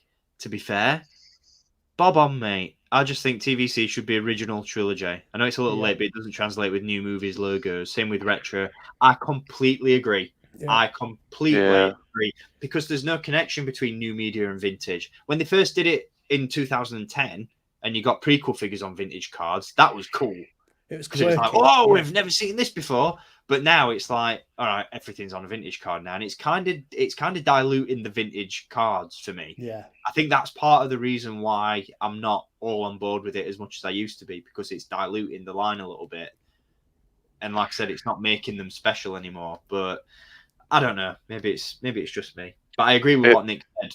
Some logos do look better on vintage cards than others. And that's why it should be every so often. Just whab it on a vintage card. Have it as its own brand. Just do that. James is going to bring this back to Clone Wars again. It's like in the Clone Wars animated line, when the last two waves were on card backs for the Phantom Menace and Attack of the Clones 3D re-releases. It's just something that's like, I find them so fucking boring because they're just, it's like, our line's dying, so here you go, have it on a card back that's completely irrelevant to your program. Yeah, it's like it's in the last stages, so let's not bother putting it on its own unique card. Let's just man, it stinks at that. It's if we can sit here and think of all the cool different card back designs for new shows, movies, video games. Yeah, we ain't getting paid to sit here and do this. We're just rhyming them off because we think it'd be cool to see. But somebody's being paid, buckets of money to make cardback styles, packaging design, PowerPoint presentations. Look at this that I drew in 2 minutes. Mandalorian figures. What if they did his helmet like the Clone Trooper helmet for the Clone Wars line? That's your card back. That's your card back. Done. Yes. Done. That'd be so good. Yes. What are they doing? What annoys me more than you've got me going here now. What annoys me more than just slapping stuff on vintage cards is when they slap them on the card, but they can't even be asked to put the effort into giving you a nice picture, but the colour as well. Do you ever see one that's like a really cool figure? The picture's nice, but then the colour just looks like crap. Yeah. The only one that I've seen in recent memory that was announced, and I was like, I bloody love that. Perfect as the Ahsoka Hera figure that they showed. The purple on it was lovely. The picture was lovely. I was an happy boy. But I don't know. Like I said, we're not getting it's above our pay grades, lads. But most of it goes in the bin packaging, doesn't it? Oh, the vintage collectors don't think of that. Oh, don't put your boxes in the bin. Oh no, don't even get. Hey, come on, man, put that in a star case. Yeah, I must admit, like I'm just in the process of rearranging some of my carded displays, and I'm trying to get into a point. Because at the minute, I've got Fives, Echo, Jesse, and Blitz all together. Oh, but I've got Havoc, and I'm waiting on Colt. But I've got Havoc just sat off to the side, and he's like, he needs to join the boys, but there's no space. there's no space where they currently are. So I'm moving him to the other side of the room where they can all be in a row, and there's going to be space for Colt at the end. And I'm going to have 5 lovely vintage collection carded ARC troopers all next to each other, all looking lovely. And that's the thing. Vintage has this pull that, it looks nice on a card because the image is always big and it's bold. And case in point with these two, I'm not necessarily sure whether it's taken from existing media or it's an artist rendition, but when the artwork slaps, it slaps and it goes hard. And this is a really, really good example of that. So when vintage is done right and in the right amount, I'm all for it. But it's time to let old things die. Yes. Kill it if you have to. It's the only way to become what you were meant to be. But moving on from these glorious Galaxy of Heroes figures that we have, pipelines for vintage. Oh look, it's Patrick. Oh man, they actually made that joke on the bloody stream. Did they? Yeah, Patrick was like, "Oh, this one's really cool. I'm so happy it's coming to the line." And the other person said, "It's because it looks like you." Oh man, nobody wants that figure though. Can't wait to add that to my collection of Patrick. Oh man, that's in the game for all of 5 minutes, and I was so annoyed. I was like, I want to change back to my normal cool clothes. Why can't I? I mean, I can think. I mean, don't get me wrong. I haven't played Jedi Fallen Order or Jedi Survivor. I've watched the long plays on YouTube, so I'm familiar with what occurs to a degree. But I'm not a gamer by any stretch, so this means absolutely nothing to me. I've got no idea what relevance or what semblance it plays in the game. I always assumed it wasn't necessarily an aspect of the story. I thought it was maybe one of the customization options.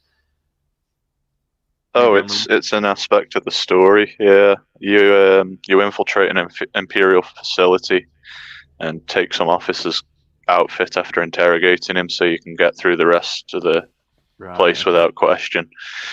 Yeah, I mean, I showed these to Laura, and she said, "Well, they're getting something that Black Series aren't getting." I'm like, "Good, I don't want that." They can have it.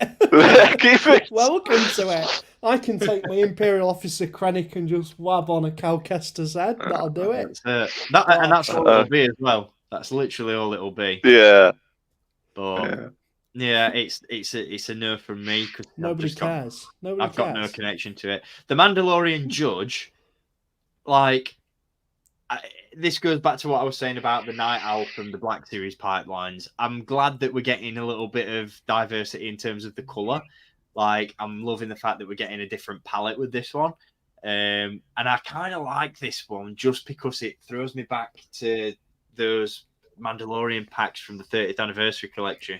Yeah, I'm with you, Steve. Yeah, there's something about seeing all those Mandalorians on screen during season 3 where I was just like, oh man, I'm so glad I got those sets now, because at the time when I got them, it was like, oh, this is really weird to see an orange or a red or a green Mandalorian. But now that we've got this massive color palette of Mandos, I'm like, yeah, let's add to that. I need more. Yeah, I need more of them. I want Paz Vizsla Jr. That's what I really want. I hope it'd be cool if this does come with, and I doubt it, but Grogu with the little fucking paint guns. Paintball guns. Man, That'll be mint. I doubt it. They'll do it later on in the line, I'm sure, but that'd be so good. Can you imagine though if they do make Paz Vizsla's son? Because obviously for the costume they used a Hasbro voice changer, didn't they? Or it was very loosely based on a Hasbro voice changer. Given the fact that the vintage collection Sabine helmet is absolutely fucking massive, do you think we'd get a Hasbro voice changer helmet on that figure? Oh dear! Just put that on. It's fine. It's not big. It's not too big at all. If you had that Sabine helmet and you were stuck in the desert, boy, you'd have plenty of water if fucking heavens opened up. I tell you, you could survive for weeks. I was hoping that it'd just be a press photo, balls up. But then when people started saying, "Found it at Target, found it at Walmart, here it is," and I was like, "Oh no, they released it like that." Yeah. Oh dear God. Oh well. It fits the Lothcat better than Sabine, ears and all. I bet it fits the 6-inch figure better than it fits the 3 3/4-inch one. I haven't tried it, but it's not far off. And the Phase 2 Clone Trooper 4-pack was pipelined as well. What do you guys reckon to this? Are you on board with this, James? Because obviously this is a bit more up your alley, isn't it? But I don't know. I'm not really arsed. It depends. I know it's Clone Wars, but I don't really dabble in a lot of the realistic Clone Wars stuff. I like my animated ones, and every time we get an announcement of a new realistic styled one from the Clone Wars, it just fills me with envy because it should be animated before it's live action. And I don't think they're ready for this because you can't see in these boxes, and you can just guarantee somebody will get import stock and go, "They haven't fixed the bloody visor problem, send it back." Well, I didn't watch the Hasbro stream, so I don't know the ins and outs of the details of what we talked about with this one. But I would hazard a guess, and I'd like to think they're going to do this, because if they don't, get in the sea. But I'm hoping that these clones are going to be based on the Andor Phase 2 clone. Oh. I would and not the old clone trooper. Do you know what I mean? They didn't specify, I don't think, but given that you got the one with Boyle and the 212th, I would say it's a sure bet. I hope so, because if they repack the existing figures that we've got of these four, then that's just going to be money lost, I think, because no one's going to buy those again in a multi-pack. Because as much as I love that Clone Trooper sculpt, it is, even when it came out at the time, I was like, it's mint. The Andor one trumps it completely. So I'd like to think, and I don't think I'm alone in thinking that the Andor Phase 2 helmet actually looks more like an animated helmet anyway than it does a realistic one. So I think did you guys see the drama with the 212 4-pack over the helmets? I'm going to be honest, I forgot it was even a thing. Yeah, the first batch of it came out without the black line on the helmets, so it was like almost truly animated. And then they all kicked off saying it needs the black line, it needs the black line. They're supposed to be realistic versions. So the second batch came with black lines on it. Why? If it's supposed to be from the Clone Wars, they don't have black lines on the helmet, right? Whether they did in Revenge of the Sith, that's a different matter. Yeah, because these aren't from that. You can interpret it however you want, but I'm sure, regardless of whether it's an animated show or not, the decision would have been made to go, do we need that black line on there? No, we're choosing not to have that design choice. Phase 2 clone pilots in the Clone Wars, completely different to how you see them in Revenge of the Sith, so you can literally sit there and say, well, maybe it's just a different version. That's it. Why do you want it to all look like Revenge of the Sith anyway? If it's from the Clone Wars, it's just something different. It's a bit of diversity for your shelf. I don't get it, man. So I hope they release these without the black lines. Yeah, they should do. But this is Hasbro we're talking about. Yeah, this guy right here. He knows what's up. Yeah, I am totally on board with this because it winds me up that we got that artwork. That was such a tease back in the day, and it's nowhere to be seen. Come on now. It is the one that we need.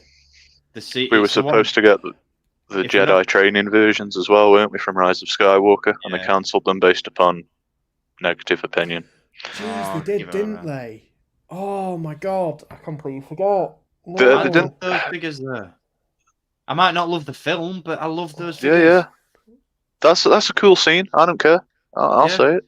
Yeah. I like that bit. And again, it's one of those things where, like, when it comes to Star Wars toys, even if I'm not a fan of the media that something's from, if the design of the character looks good, I'll buy it.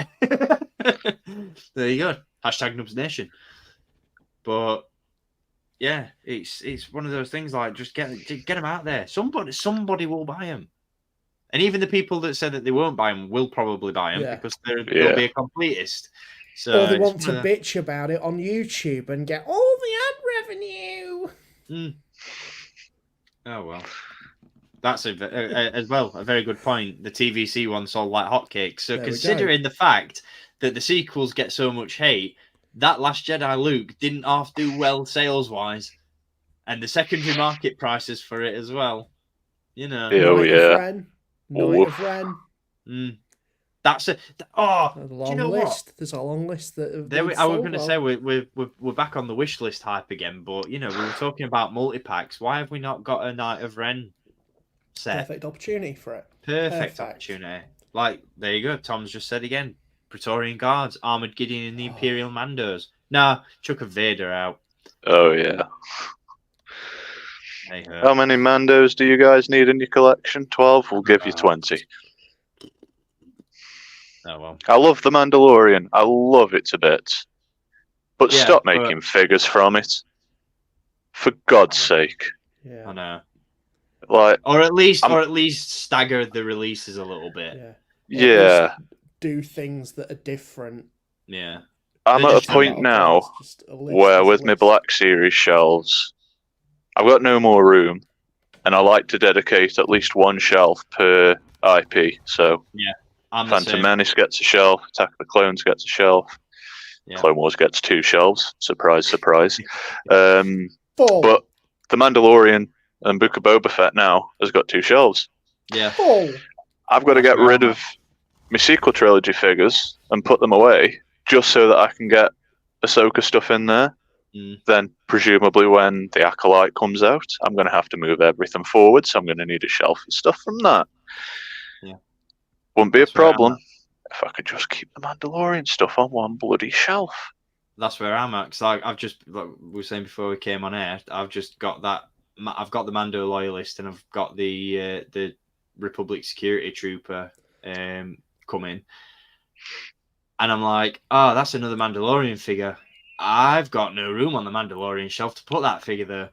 Because I've got Max. I'm not like you guys. I've not got mine in the wide billies. I've got them in the narrow ones. So imagine my pain. Yeah. It's a squeeze, mate. Seeing your collection, it's a squeeze. It looks glorious. Oh, it's getting ridiculous. I've got, to be fair, I have got space that I can build upon because I've got that Han and Leia Hoth set in one of the slots, which I could just remove and. Yeah. Mine are in the narrow billies, the Black Series ones, anyway.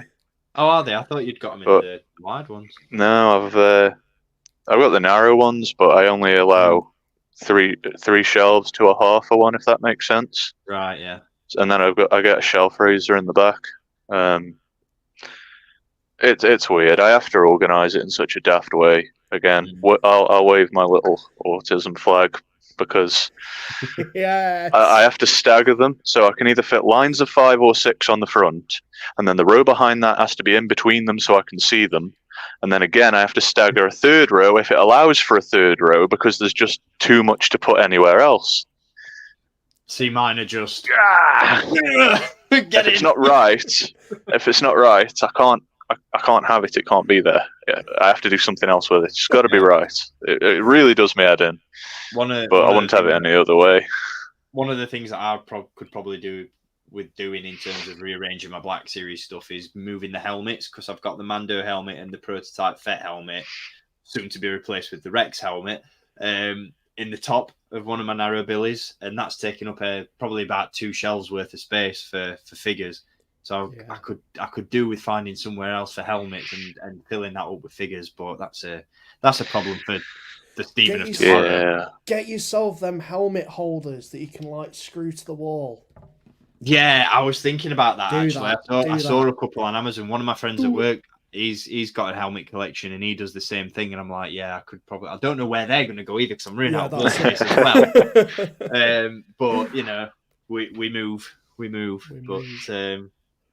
But yeah, there we go.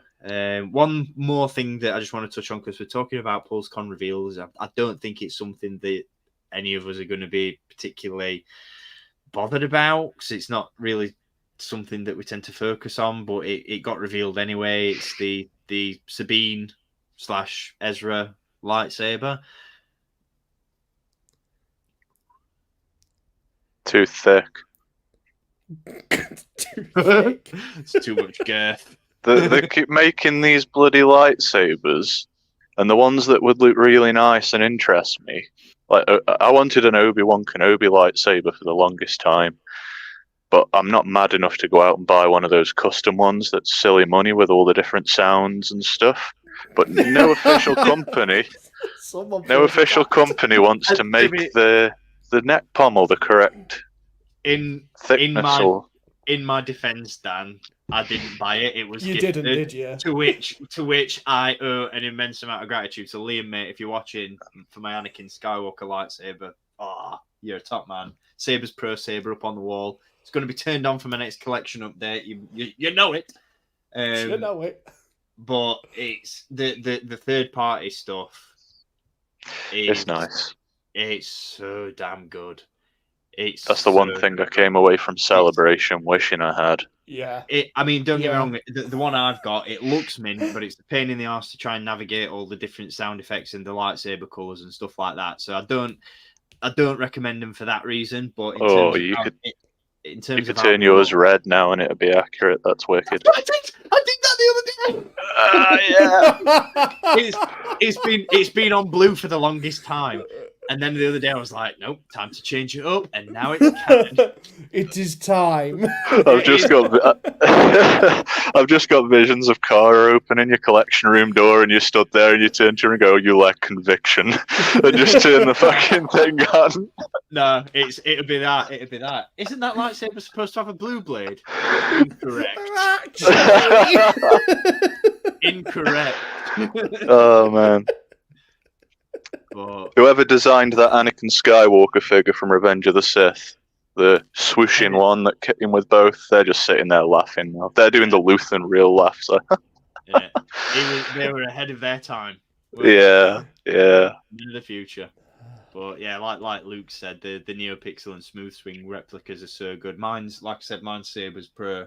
I've not tried the NeoPixel stuff, but again, it's a budget thing though. Again, because it's so damn expensive. They're so expensive. Like, aren't they 250 quid a pop? Or the Black Series ones are, yeah. The NeoPixel and the Sabers Pro stuff's even more. You're looking at about 450, 500 quid for some of the for the really premium stuff. That's why I couldn't believe that Liam gave me that one, because I was like, are you sure about this? Because this is a lot of bloody money. But what he'd done, he'd ordered Anakin's and Obi-Wan's together, and the company had sent it, I think it was Sabers Pro, they'd sent him 2 Anakin ones. And when he got them, he was like, well, I ordered Anakin and Obi-Wan. So he got onto them and said, you sent me 2 of the same thing. And they were like, oh, well, just keep the other one and we'll send you a new one out. So he was like, well, I don't need 2 Anakin ones. So he's like, I behold unto you. And I was like, my first saber. So again, Papa bless. Papa bless. But bloody hell. Yeah. That'll be the next Hasbro lightsaber now, won't it? They'll be Anakin's and they'll put 2 colours in it.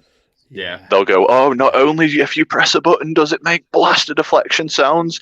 Oh no, guys, wait, it can change colours now. Yeah.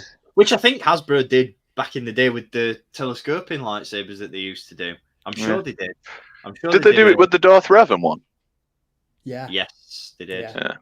Yeah. But yeah, they did it with an Anakin one that I think they did in the 30th anniversary collection when they were still releasing roleplay stuff as, affordable toys.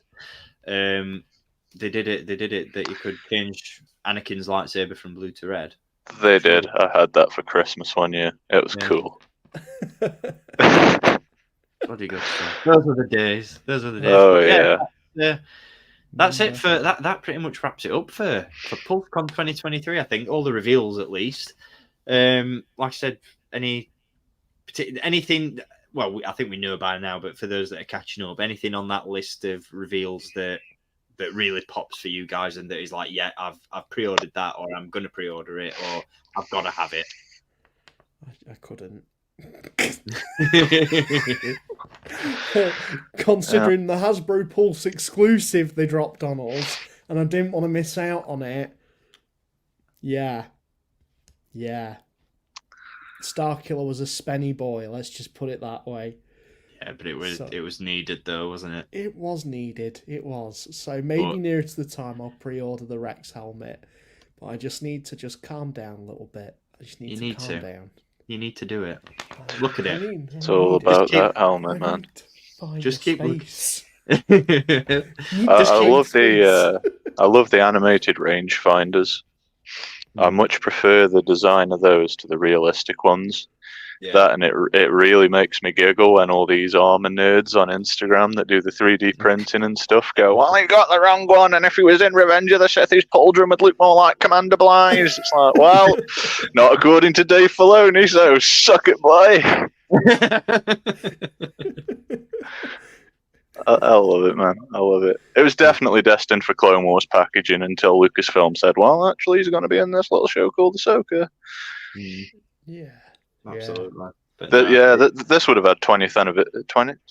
20th, 15th, whatever fucking anniversary we're on. Is it 20th? Because they're counting it from 2003. Yeah, it would have had that logo on it. Yeah. It should have done. Missed opportunity. I think I can't remember who it was who mentioned in the comments, but someone did touch on the fact that we didn't get that many figures. Considering, there it was. It was Tom who mentioned was holding out for more Attack of the Clones, Clone Wars, and Nara TS figures with it being 20 years. And CP just mentioned, have we seriously only gotten 3 20th Clone Wars figures per line? I thought they would have done more. They have done more per line, but they've not done as many as they could. What I think annoys me about... Yeah, exactly. What annoys me about the 20th anniversary of the Clone Wars line that they set, that they hyped up whatever Comic Con or whatever Pulse-Con it was, that they said, yeah, we're going to celebrate the 20th anniversary of the Clone Wars. Their idea of that was just to release multiple repaints of ARC Troopers, Yeah. which I'm all about. Do you know what I mean? I'm all for it, but there's so much more. There's an untapped potential of different figures that they could have released to celebrate that anniversary that they just completely shit the bed on. And like Dan, you said, Dirge, Ventress, different, just different. Even if they wanted to go down the repaint and repack route, there's so much that they could have done and reissued that they just... Neville and Anakin, that's easy to do now. They didn't watch our stream, did they? That's the problem. Yeah, they didn't watch our stream. Which but you can. But you can. You dear viewer can. And again, when we go off air, there'll be a little bit. Somewhere. It'll be on there. It'll pop up. But yeah, I mean, like, while we're on that subject, if you haven't checked out any of the previous streams that the three of us have done, please do, because they're some of my favourite content to put out these days. Content. I've an absolute blast doing them. And with that being said, it's been an absolute blast talking to you guys again about the Pulse-Con 2023 reveals.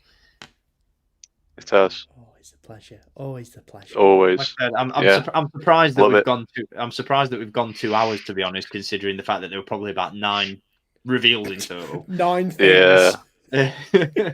But yeah, we don't stay on topic. That's our charm. Well, that's the thing. I just wanted to put this one together because we haven't done one for a while, and also the fact that we got that Rex announcement. And to be fair, if they'd have announced that helmet and that helmet alone, we could have probably spent 2 hours just talking about that. So, yeah. I probably spent 2 hours talking about it over the weekend, annoying everybody in the house about it. Oh mate, I'm the same. I've showed Cara. I've been showing the guys at work. I'm like, guess what? I've pre-ordered. Got another element. I was doing that on Monday. Oh, well, there was this stream, and look at this, isn't it nice? Say yes. Tom, Gaddy Monday from the Clone Wars 2003. What a chat. Yes. Although, interesting point, mentioning Kiadi-Mundi. Where was that boy? Where is that boy? Where is Kiadi-Mundi? Where is that Kiadi-Mundi? April next year, apparently. Get in the States. Yeah. It's to get released now. That's the thing, isn't it, about the whole pre-order and reveal thing, is that some stuff, like, why are they not revealing? Hey, that's my mate Roger, who's just commented. Oh, is it? Yeah, that's the lad I was telling you about who works at Game. Yeah, boy. Living the dream. But that's the thing that gets me about the pre-ordering and the reveals and all that sort of stuff. There's no consistency at all in terms of dates. There's nothing that says, when these 4 things, we're going to reveal 4 things at the same time. 3 of these things will be available in January of next year. The other one will be available in 2026. And it's like, come on. Like, just get with it a little bit. If you're able to reveal it, you're able to release it at the same time as everything else. And as evident. They just my recycling bin would be like half emptier than half full. I don't know. I'm tired, guys. My recycling bin would not be as full if they just announced things wave by wave. Yeah. Because I have to pre-order all these things. And they get sent out in single boxes, and I'm paying £3.95 postage on each bloody one. Yeah. Do you remember back in the day when it was like, here's a wave of 6 figures, they'll go up for pre-order at this date, and you'll get them at this date, and you did. Yeah. And Hasbro's excuse for that now is, well, we can't reveal things as waves, otherwise there'll be less content to reveal throughout the year. No, they bloody won't. No, they won't. The Black Series consists predominantly of 4 waves throughout the year. Yeah. And that's mandatory as far as I can tell. And so you've got a wave each quarter, and then they'll sneak other things in, exclusives, like this year, we've had the 2 Ahsoka series waves, which weren't initially, on the schedule. That's it. So you just go from the start, and then Yeah. end at the finish, Hasbro. And You drop can the show us occasion- in January what's coming out in April.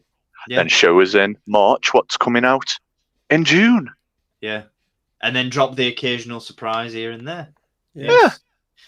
It's almost like we could do the jobs for a minute, lads, but Why There we go. why am I on bloody minimum wage? Jesus. let's get us heads together. If we do a few more, if we do enough of these, maybe someone will start taking notice, and we'll all end up with his dream jobs. But there we go. But yeah, we'll just keep doing these until we get fed up of doing them. That'll do. We need to get Steve Evans on. Yeah. Stevie boy. We do. That is like a little bit of peek behind the curtain. That is something that we are. Yeah, I forgot about that. We're not proactively working on it, but we have. We're trying. Well, we've planted a seed and he's agreed. We have We've got that. Yeah. It might. We've put We've some got us- action into it. We've got as far as confirming that he's willing to appear and he's gonna jump Yeah. with us in the future. It might have been 3 months ago, but it's all right, boys. It's all right. It's finding the time, man. Innit? I It's know, finding the I know, time. mate. I mean, the aim is before the end of the year, because obviously 2023 celebrates 10 years of the Black Series. The aim is to get Steve on to talk about the Black Series because he's been instrumental in the development of that line.